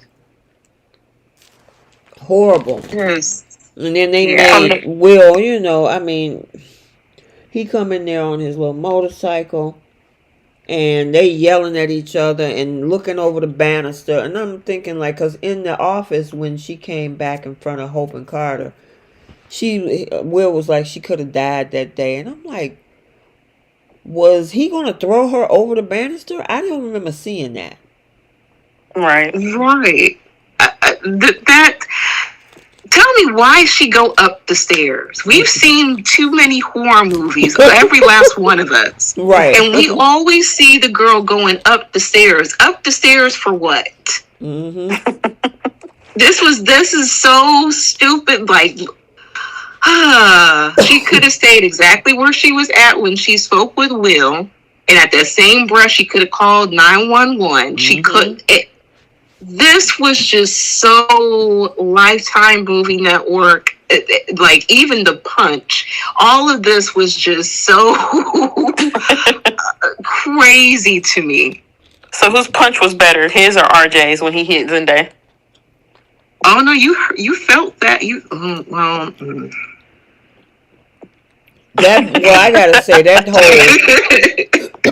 the Remy Will punch was just. Oh, and he was out for the count. While he takes off while they're having a lovey-dovey moment. And then the next episode, in the flashback that Will and Elektra have in that little room. Oh, yeah, by the way, he got arrested. Yeah. Like, okay. So Lieutenant Baker just wasn't there that day. I guess not. Out of all the times they call Lieutenant Baker, here's the actual criminal they can arrest, and we don't even see him. Exactly. They That's what choose Allison to said. Oh, I'm they. sorry. Go ahead. So I was just gonna say they choose to omit the important stuff, the good stuff. Yep. Yep. Like, for what reason should we not have seen Remy get arrested? Exactly. Or even with Luna, we should have saw Luna getting beat up, or at least saw her bribing somebody to beat her up, or antagonizing somebody into beating her up. Right. Well, let's see. Gail said the climax of Will Electra Remy thing is ridiculous. It's a copycat of the Baby Beth storyline. So was there a fight? I'm trying to remember how that fight went down. Thomas hits Liam when they're in the CEO office, and then he grabs Hope and basically drags her up to the roof, which I find it Oh, ridiculous okay. that he would have been able to hold on to her that entire time. I think they were supposed to get on a helicopter or something, and then Liam Yeah. follows them up there, and Thomas and Liam kind of tussle a little bit, and he Okay. punches Thomas, And and then then Yeah. Thomas runs away. And then Allison says Electra also said that Remy was turned over to the authorities. When did this happen? That's what we were also saying too. It was like we could have saw that. All we saw is the guy take off. And so I'm thinking like, well, he gonna show up eventually, and then they tell us, oh yeah, by the way, he got arrested. Yeah. Just I don't know. And they did a whole recount of the story of everything that they just went through. Yeah, that would have made more sense to do when they were in the CEO office with everybody. Right. I agree with that. That was weird. Yeah, and I'm like, you don't have to recount the story. You both were there. It literally just happened yesterday. Exactly. We didn't forget, okay? Just like they kept talking in circles about the AI deepfake, PSA. Yeah. Then we got this other storyline with Steffy and Taylor and Brooke and Ridge. Taylor, you know what? I don't feel sorry for her one iota. Next week, spoilers have the two of him making her another dress, and them having a couple of episodes where they get passionate with each other. And I'm like, you know what? When he circled back to Brooke, which of course will eventually happen, she better not be crying about no doggone broken heart of any sort. You broke your own heart. Exactly. Yeah. How many gowns did this man give her by now? Girl, I brought that up in the spoiler video I did earlier. She just went through that whole thing where Ridge made her that gown to wear at her wedding, and then when the truth came out, he ran straight back to Brooke. Yep. And in this situation, if Brooke hadn't just say, like we were saying, get in touch with Ridge before telling Carter that I'm going to take that CEO position, and say, look, I'm going to take the position, but I'm going to try to figure out a way to get this company back. This whole thing with Taylor and Ridge, it wouldn't even be happening. Remember we talked about that about a week or so ago, that he told her it's either me or your daughter, and Brooke is like, I'm not telling my daughter to leave, then I'm out. What if she had said, well, okay, I'm gonna have to tell Hope to move, Ridge would have stayed right there. I agree. And this is where I'm confused when it comes to Brooke. Okay, so you tell this man that you're doing this for him. Okay. This is not going to change the fact that he's still mad at your daughter. And she's still living on that said property. Yep. So those would have to be the major changes you would have to make. You getting the company pack is not going to change anything, because she can't also expect for him to want for Hope to stay. Oh, she totally expects that. Remember? Remember what she told Zendaya? That she was going to ensure that Hope, she said Hope and Carter, she was going to ensure that they still had a position at the company when she gets the company back for Ridge. She 1000% expects for Ridge to allow Hope to stay on at Forrester. Which is so stupid on her part. Yeah. Because those would have to be the major changes. So for her to say that, and he really wasn't even fazed by that, she's delusional. Both of these women are delusional. But I've never seen such pitiful women on daytime soaps.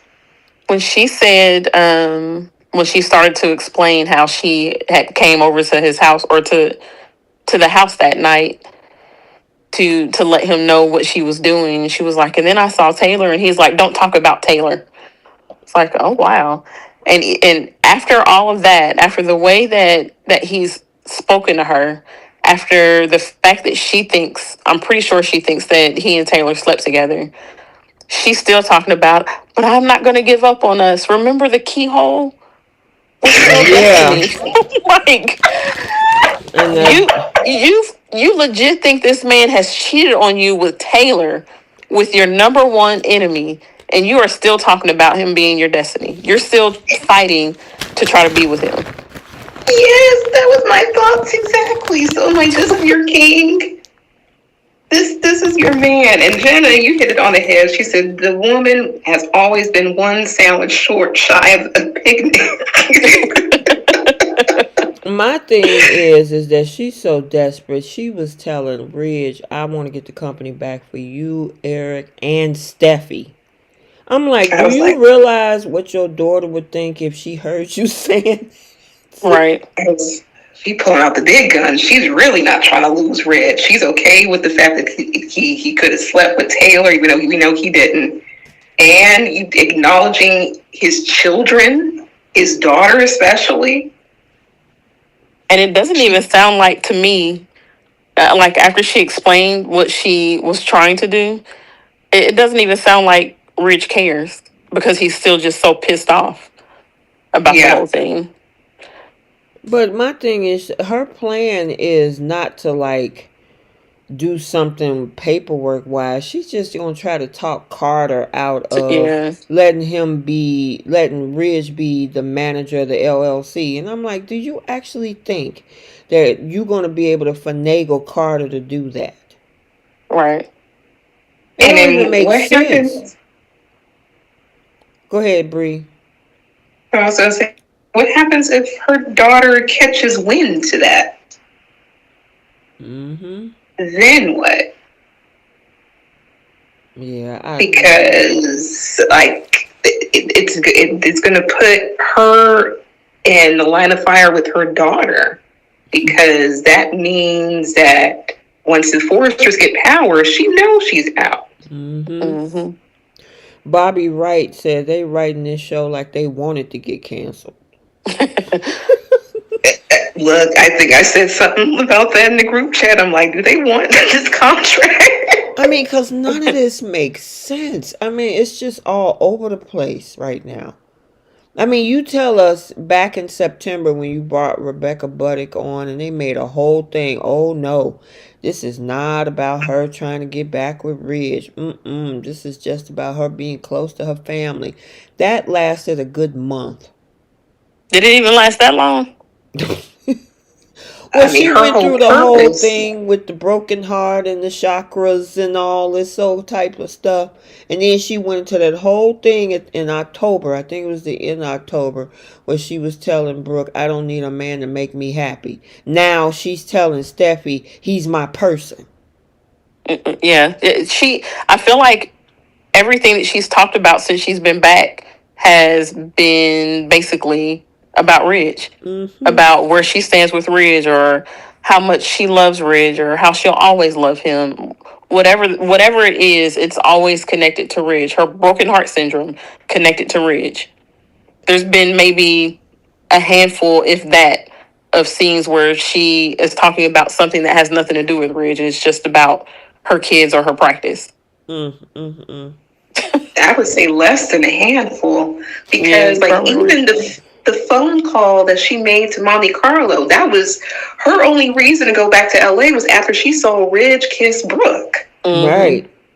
It's so that was her only motivation. Both of them. And Yes, and the fact that she thought she knew she had a whole diagnosis, didn't want to let her kids know, but all that motivated her to even go back to LA was Ridge kissing his woman, and then the entire time she has been zeroed in, focused on that man. And then after a few kisses and saying, I don't need no man, I don't want no man, she all for him. She smiling, dressing cute, and just pitiful. This is so sad at what they did to the Taylor character. It really is. And even Brooke is looking more insecure by the second to just accept Ridge saying all that stuff about Hope, even though it's true, 100% true. I'll still stand by that. The fact that you want to get with a man who says that about your child and then wants her off the property, and you think that he slept with a whole other woman, but yet this is your man and you're not giving up on him. How insecure can you be 30 years plus? Yeah, I can't. Both of them. I can at least give Brooke one thing. At least for the last 20 years, Ridge has always chosen her. And the only reason he's ever gone towards Taylor was because he thought Brooke did something to betray him.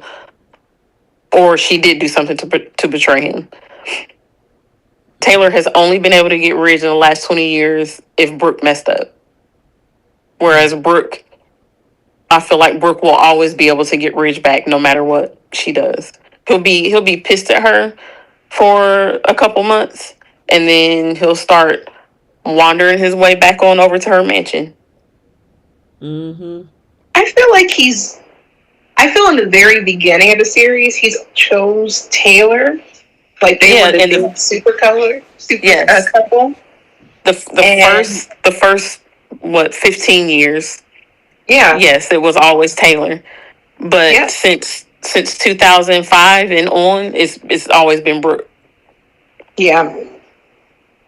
So like for the last 20 years, he's always picked Brooke. From the moment he found out that Taylor cheated on him with was it James that she slept with? James, she thought they were dying. Yeah, that from that moment on, he's always just chosen Brooke over Taylor. Yeah. So they just both a mess. How about Eric though?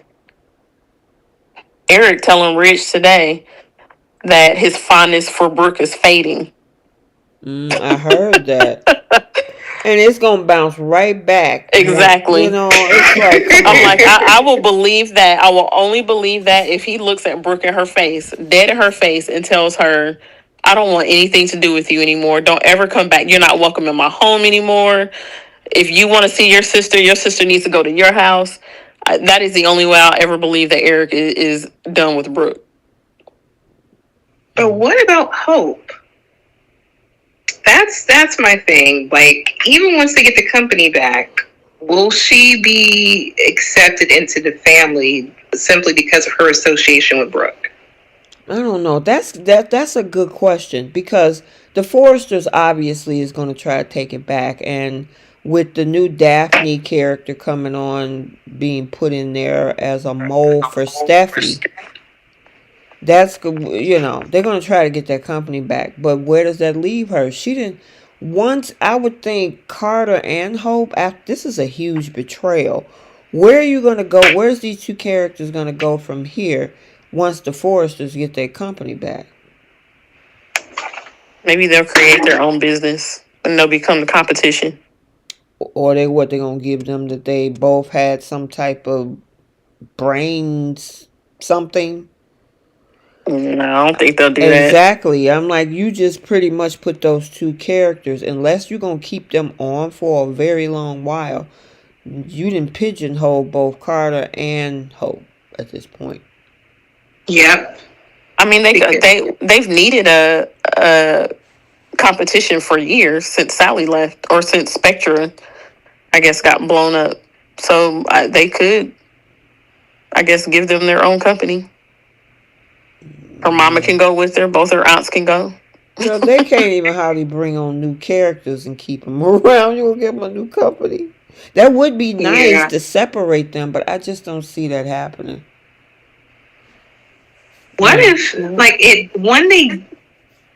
That's why I don't understand what Brooke's end goal is. Because if you put the company back in Ridge and put it back into Forrester's hands, all three of them, she cannot seriously expect for Ridge to keep that girl on and then expect to live underneath the same household as that girl.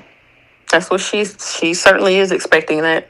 Yeah, she's entitled. She think, and honestly, people, you teach people how to treat you, but Ridge have been going along to get along in certain circumstances when it comes to Brooke, and so Yep. why wouldn't she expect anything differently?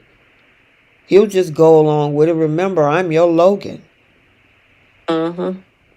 That's slowly fading too. That's dusting up just as well. Because as soon as she told him that, you would have think that he'd be like wrapped under her finger again. But the way he was looking at her, he does not care. It doesn't change the fact that that's still her daughter, and he doesn't want anything to do with her. Yeah, well, we'll get a continuation of this conversation between the two of them on Monday, and I would assume that Ridge will start saying some of those things like, how do you expect this to work? You actually going to think that I'm going to, what is that going to mean for Carter and your daughter? So I'm curious to see what the continuation of that conversation is going to look like on Monday. Yeah, maybe she will bring that up then to him, and that'll be the thing where he's like, nope. You're not serious. You're not serious about this because they have no place in my company. Exactly. Which also means he would have to come home. He don't want to be anywhere near the nasty bee that he claimed. And Hope is already planting seeds for Brooke to say, like, oh, like, would a man really ever do that to you?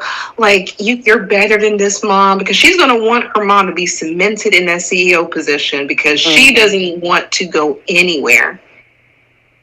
Yeah. What is her role now? Is she still just... I know Carter gave her Hope her line back, but...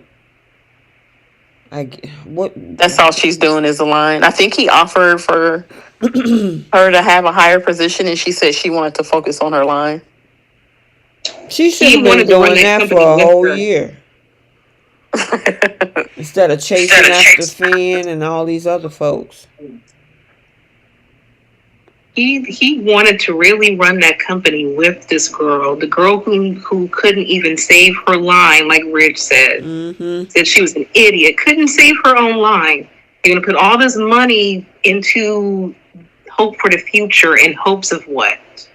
Right. Yeah, I don't...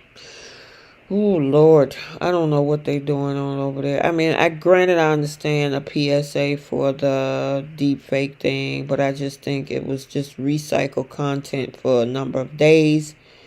The whole fight between Remy and Will, to me, was fake. You know, the idiocracy of the whole thing of her leaving that apartment when she could have ran and found Deacon. Right. Go find Deacon. You running with a phone, and like you guys were saying, behind trailers and everything. It's just bad writing. And then the stupidity of bringing this girl home from the prison with Bill hiding her out in the house and she can never be seen. How is that going to work? Liam lives there. Yes. And the grandbabies come over. And you got house people that work there, and they're going to be like, well, who is this? Exactly. And then her mama's going to be looking for her. Right. Right. That's the idiotic part right there. And then what happens if Steffy catches wind? Lee catches wind. They're going. I mean, I could understand people like, Deacon can't say nothing about getting nobody out of jail, but I can understand why he would be pissed about his friends. I would also understand why Steffy would be pissed. That girl was locked up in a cage for days. Poppy. And Poppy, too, was sent to jail for something that she didn't even do. It's just a slap in the face. It really is. I feel like I oh, sorry. don't go ahead. I'm sorry. I was just gonna say I feel like people also think that it's odd knowing that Luna had this crush on Bill and that like Steffi knows that Luna kissed Bill. Mm-hmm. Finn knows that. Mm-hmm. Her mom knows that. Lee knows it. So I would be looking at Bill sideways, like, you know, this girl has a crush on you. She kissed you, and you got her out of jail, and she's now on house arrest in your house. Like, what you trying to pull here? And especially, Right. Mm-hmm. And that the look on his face. I'm sorry. No, go ahead. The look on his face when he hugged her, it looked like he was about to kiss her. Yeah, I don't know. That's why I was like confused. I was like, okay, maybe they're pushing that love story along, and then we got the spoiler for next week that she's going to set her sights on Will, which is age appropriate. That makes perfect sense, but it makes like Bill's motivation for doing that. It feels like that reached a dead end. Yeah, I don't. Because go ahead. I don't know. I don't know. The part that gets me is that the reason that you pulled this girl out of jail was not only because of the injuries, but because of the connection and the understanding between your mom and her mom. Y'all in two different eras, in two different generations. Poppy, yes, she was out there doing her thing, and maybe Bill's mom. I don't even know the backstory. I know there was a Will Spencer Sr., but who was Bill Spencer's mother? I don't know. They added that in because, like in the earlier seasons, Spencer Senior, he only had 2 twin daughters, and there was a whole like story behind like one of the twins went missing. That's why Karen came on the scene, but there was nothing about him having a son. It was they literally just added that in, that he had a son and he was with the mother and he abandoned his child or whatever the case is. Mm-hmm. In earlier seasons, William Sr. he had 2 girls and that was it because he couldn't produce any other children. Same way they added this whole Elektra storyline because originally, what was Eric's brother's name? John? Mm-hmm. Yeah, he had 2 daughters. Where did the son come from? Mm-hmm. They're just writing stuff in. Yeah. You know, and so now all of a sudden there's a backstory with Bill's mother, and somehow Luna learned all about Bill's mother. How did you get the memo and we didn't? Right. And we're supposed to just be taking that. Yeah, I guess maybe in their deep conversations that they've had. Girl, this is what I mean by poorly written, and it goes back to, I think, Dewan's comment, or was one of the other gentlemen in the chat, maybe it was Bobby, that are y'all writing this to cancel the show? Because none of this makes sense. None of it. We were riding high, obviously, on the takeover. But then it just looked like it just fell flat when they so focused on the younger characters. And again, this was obviously a PSA. But you spent the whole already short week on it. Yeah. And hopefully we won't have to revisit this. But we got the PSA, we got the gist of AI. We know we are better now. We got the Schoolhouse of Rock a video. We get it now. So where does that leave Elektra and Will and his daddy and Luna? Like, is this about to be like a quadring? I don't know. This is so weird. And no, she's not underage. She's 21 because she was drinking with RJ. Right. According to the previews for 2025, according to Bell, this is one part of the plot line where, you know, Luna now comes into. So she goes from dealing with crazy Remy to now she got to deal with lunatic Luna trying to undermine that relationship. Yeah, and they're gonna have to figure out how they're gonna loop Katie back into that story. So could they be looping Katie and Bill back together? And she comes over to the house more and then finds out about the whole Luna situation? Or like how is this going to work? I don't even I am think they so know. lost on this. I don't think they know themselves. I don't think they really know. I mean, according to the information that you sent out on that TV Insider, um, Mm-hmm. he's going to be in the middle of the whole thing with the Nazawa family. It doesn't really even mention anything about Katie in that whole thing, and they bringing Ted King back Yeah, and Lee. We ain't seen her in a while. Naomi and Matsuda. I'm gonna be so annoyed if Finn is not involved in this somehow. I'm so tired of Bill being the one involved in the Nozawa storylines, and they don't include Finn in his own family stuff. I'm sure he's going to be included when Steffi catches wind that Luna's out. Yeah. Yeah. I mean, so far, according to Bell, I don't see anything.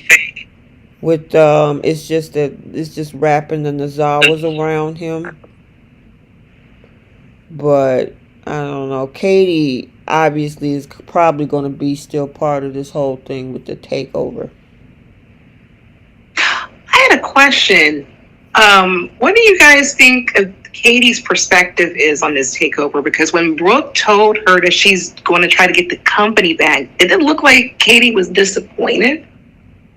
I really didn't remember any type of like reaction, like "Oh my God, why?" or "Okay, well Yeah. maybe you should. They were wrong." I didn't see either of the two. Yeah, I feel like she was just kind of neutral about the whole thing, Right. because she also said that she didn't agree with how Carter and Hope went about doing this. Um, I think they could have gave, and Keish, let me know if I'm wrong. Was there a missing? You know how those extra clips are, because I I thought don't you know. said something about Bridget saying something. Somebody had made a post about what was like basically the transcript, or a summary of the like what they said in the Mhm. bonus clip. I didn't actually see it, Mhm. but I think Bridget basically got in Carter's face about what he did, but I Man, can't I remember was see, and exactly. I was wanting to see that. I even said that a few weeks ago. I would love to see Bridget go at her sister over this. Yeah, Right. But they quickly put her on the Logan side. I would have loved to see her interaction with her dad. Like there, and this is the part like I it sucks about the actor who plays RJ, because getting his perspective would have been interesting and see what side that he was actually on. Um, this was a huge missed opportunity, but was very curious to see like how Katie, was going to lean towards either supporting her sister, getting her man back, or supporting, her niece and Carter with this takeover. I don't think it looks good on her part to be neutral. Mm-hmm. But either which way, like, what are we doing for Bold? Like, what is Bold doing? Especially since they're a couple of months, out from the contract being expired. Like, what are they doing? They could have really had Bridget highly upset, and maybe they did in that bonus clip, but we should have saw that, because it was just coming off of a whole year of her dad being on his deathbed, and her and Finn bringing him back, and then here you go and do something so crazy, you take my daddy's company. They should have had Bridget live it. yeah, I agree. And watching Hope try to backpedal and try to like the huge missed opportunities. I agree with that. Especially like we don't get to see a lot of Eric's kids react outside of Ridge. Like, what about Thorne's perspective? Kristen, Felicia, did they say anything? Rick, anything could have like? Because I would love to see Rick either be on the side of his father or his sister. Like there's a lot of missing components with this takeover storyline, and I feel it's kind of like a little bit flat right now because okay, you have the perfumer coming in to try to be the mole for Steffy and try to break up Hope and Carter. Okay, that's one thing, but that's pretty much the only thing we can look forward to with this takeover storyline. That's it. Because Brooke can say, I'm trying to convince Carter to get the company back. But if he says no, what's she going to do? Right. And then the other moving parts to this is trying to keep Hope and Carter on and then tell Ridge, I'm going to still try to get it for you. But you got to keep these two. None of that makes sense to me. It's just bad all the way around. So we'll see what happens as time go on and the storylines unfold and all of the new stuff that came out that they are talking about with the upcoming storylines. Steffi and Finn is supposed to have some challenges in their relationship as they're going to be put through the test. I'm like, now what? They just went through where Steffi wanted to take off and leave and go to some retreat because she was pissed off about that kiss that he didn't participate in. Mm-hmm. The only thing I can think of is maybe the Luna stuff. I think so. Like maybe he wants to give Luna a chance and Steffi's like, Yep. And then of course this whole Brooke, Ridge, and Taylor thing.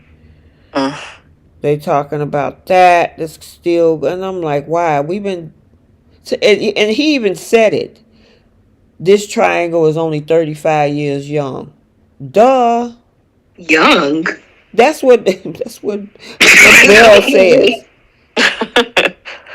They can't possibly. I just, it floors me that he thinks that this is still a good story.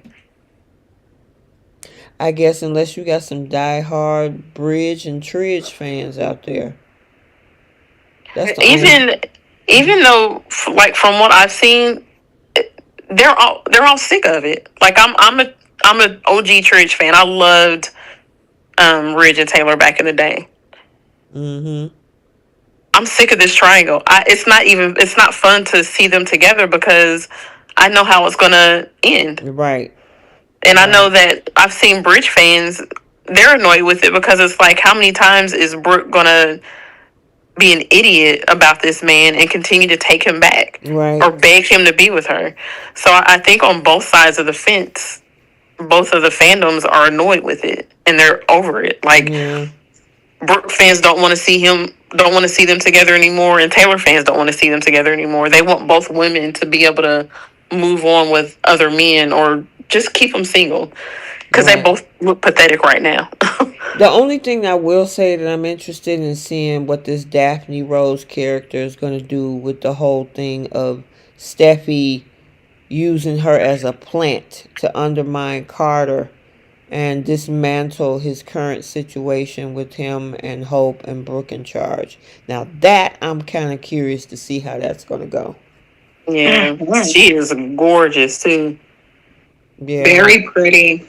Very, very pretty. So, yeah, that's probably, out of all of the upcoming storylines, I'm interested in seeing what happens there. Mm-hmm. Yeah, and I'm looking forward to seeing how Bill's really going to hide this girl. Like, I want to laugh. This is going to be comedy hour because I'm like, how is he going to hide her? Mm-hmm. And what lies is he going to tell to do that? Like, he was better off, like, he could have used Deacon's place. Because Remy's not there. Well, again, missed opportunities and bad writing. Yeah. So, y'all got anything else on Bold? No? No, they didn't give us anything else to talk about, so. Yeah. All right. Let's move into our final segments, our flip the script segment. So if there's a particular storyline or a scene that you wish you could change, this is where we flip the script. So what y'all got for Y&R? Mine would have been Summer and Chance actually spending New Year's Eve together instead of her babysitting her mama. Okay. Cool. What you got, Bree? Oh, that's really a question. I would have had Phyllis take her butt at the party, grow up a little bit, and they have introduced a new man for her at New Year's Eve, so she can start off the year fresh. Okay. I forgot to bring this part up. I think I brought it up on Monday, but Sharon should have stayed her butt at home. I mean, Yes.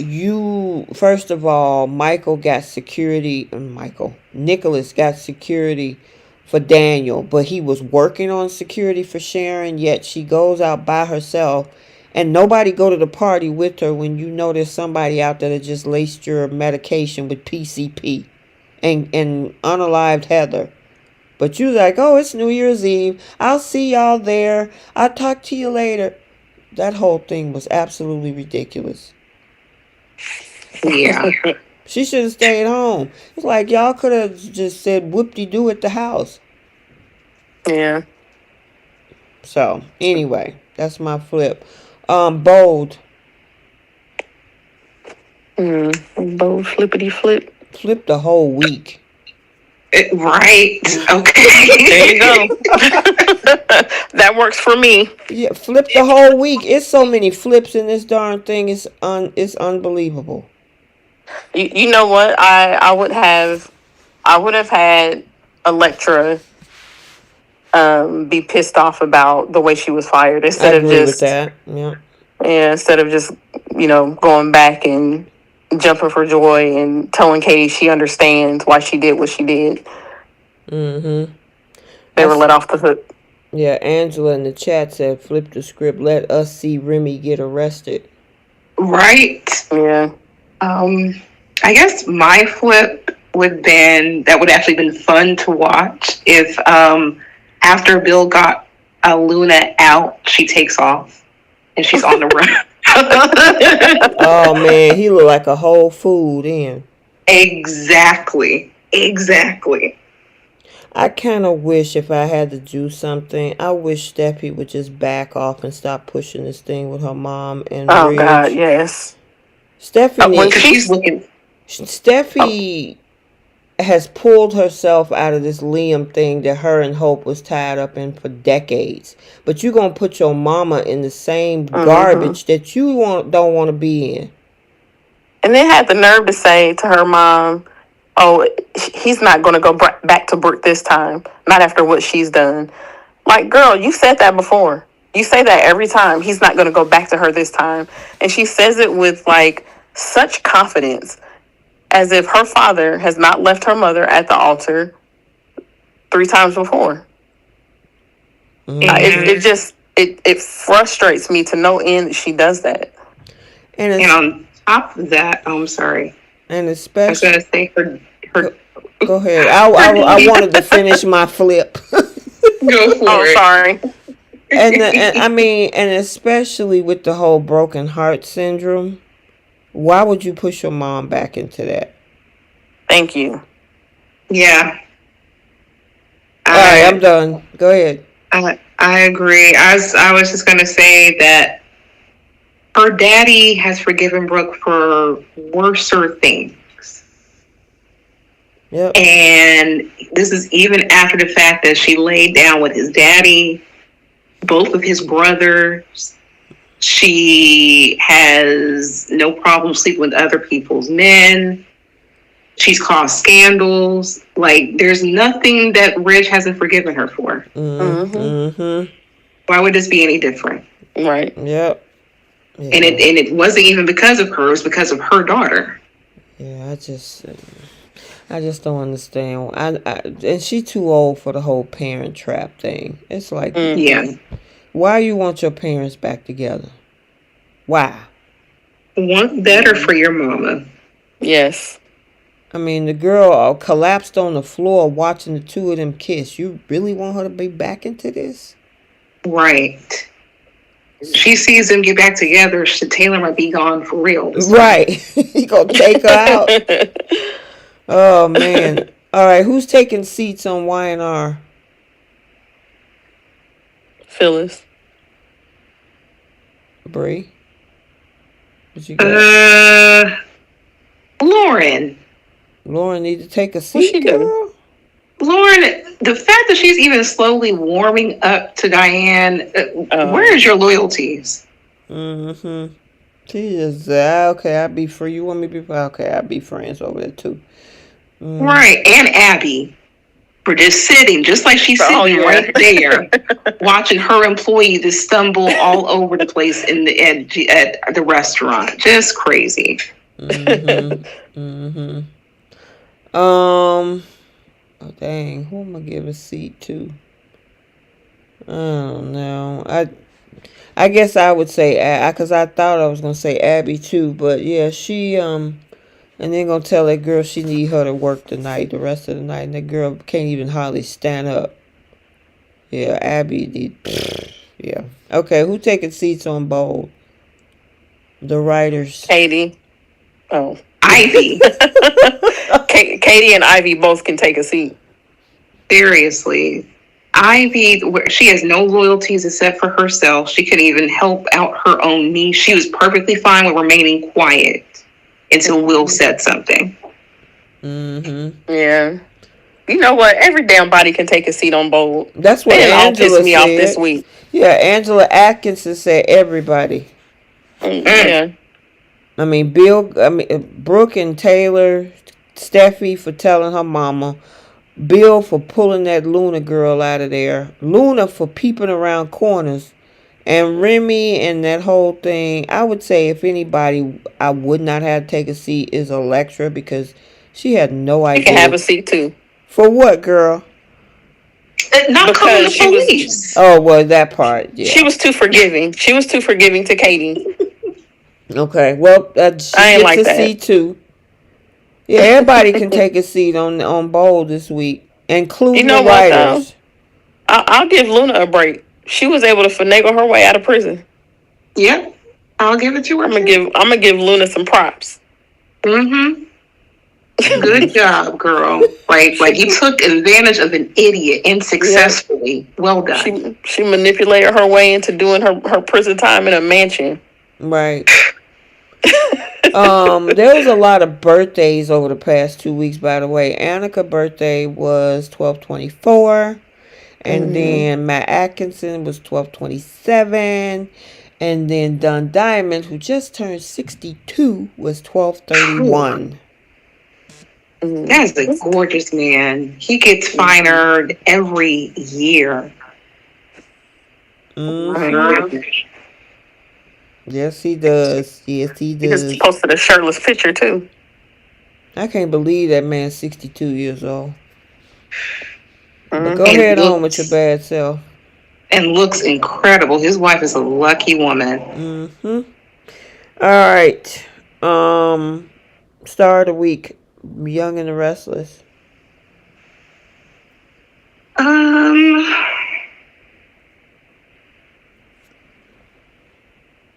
Oh goodness.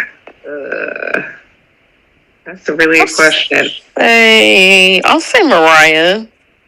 Cameron Grimes. Okay. I'll give it to her. The way she portrayed her anger when she saw Ian. And you know what? I am going to give that to Ron Wise, who plays Ian. This was actually Ray Wise. Sorry, Ray Wise. Ooh, forgive me, y'all. I'm terrible with names, but that's why I give people nicknames. But he's a fantastic actor. Like, he plays like the villainous role. Him and Colleen Zink play villainous roles so incredibly well. So it's nice that they have villains on daytime soap, which we don't get really on Bold. That is true. I gotta give it. They're rocking it out. I gotta say that much. They really are. To be guest stars for the past couple months. Yeah. Star of the week on Bold. I don't know. Lisa Yamada. Yeah, And her okay. tears. She's a very good actress. Mm-hmm. And that facial expression she had behind that banister, I'm like, oh, she look cuckoo for Cocoa Pops. I loved it. And how does she still look? I mean, she's a beautiful girl, but even with the makeup, of her looking like she got beat up, still gorgeous. Like, There with highlights and lowlights and glossy and pretty. I was like, wow. Mm-hmm. right.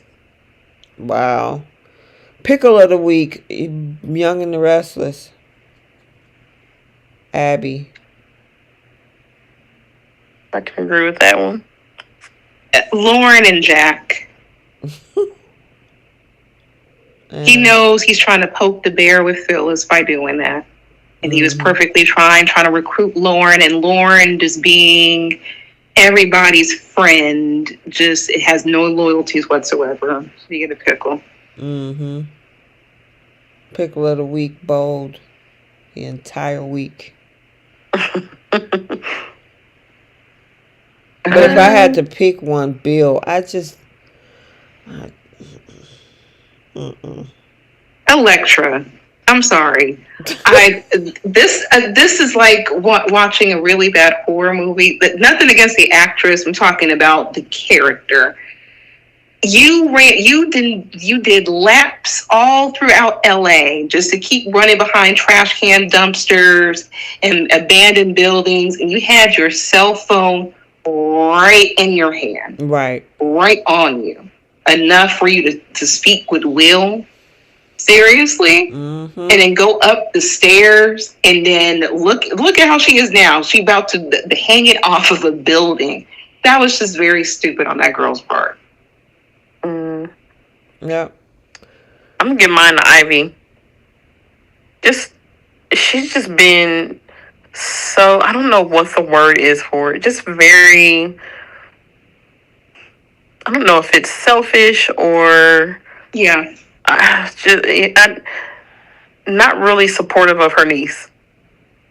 I feel like or her family in general. Mm-hmm. She shows up to Forrester, and all she cares about is that her jewelry line is up and running. Right. Mm-hmm. No opinion of nothing else. Like we Nope. said earlier, she was just gonna let her niece be fired and deal with it. Yep. That was all Will that basically stood up for Electra. Just Yeah. just terrible. I agree. Terrible Forrester. Yeah. And then Terrible aunt. yeah, tell me about it. And then, well, who would you say get the Simp Olympics? I gotta give it to Bill. He simped hard on getting that girl out of prison. Okay. Wait a minute. Yeah, Carter get a break. Carter lost his placement? Wow. I mean, because he ain't been on screen. We've seen Bill all week. Wow. My goodness. I mean, who wanted to outdo Carter?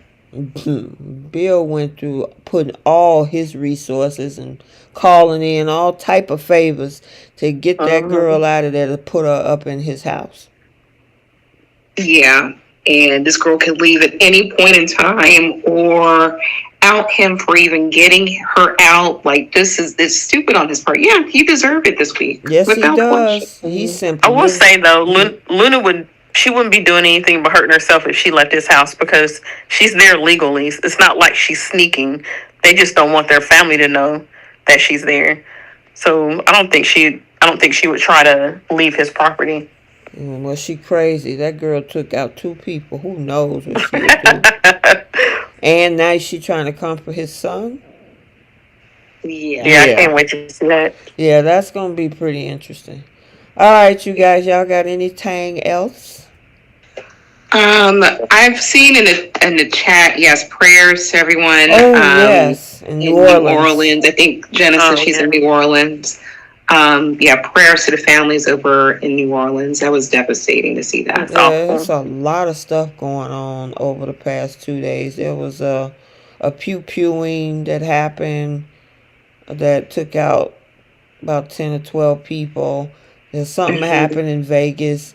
I'm like, good grief, y'all need to take a chill pill. Yeah. Chill out. I know the world can be pretty distressing. Yeah. But please don't take this out on other people who have nothing to do with whatever's bothering you. Yeah. Absolutely. That's why it's like nice to come to this platform and able to talk about stuff that's very light and fun, and we can laugh and Mm-hmm. have a little kiki about, because with all the stuff that's going on in the world, it's just, Yeah. it's on top of our lives. It's a lot to deal with. So we can come here to kind of relax and kind of have fun. Yeah. But yeah, that's very devastating. Yes, it is. So prayers to everybody. You guys be safe. The holidays has now come and went. And now we should have a full week of episodes next week. And I did put out the spoilers for both soaps. So they have already been uploaded to the channel. I usually do them on Saturday. But I decided, since they were all out, surprisingly, Bold was out early today, I was able to just go ahead and knock them out so you guys can go ahead and check out the spoilers. So they are up. All right, you Yes. guys. All right, so have an amazing week. We will talk to you guys next week. And until then, we will see you guys later. Bye, Soapies. Bye. Happy New Year. Bye. So Happy New Year, Soapies.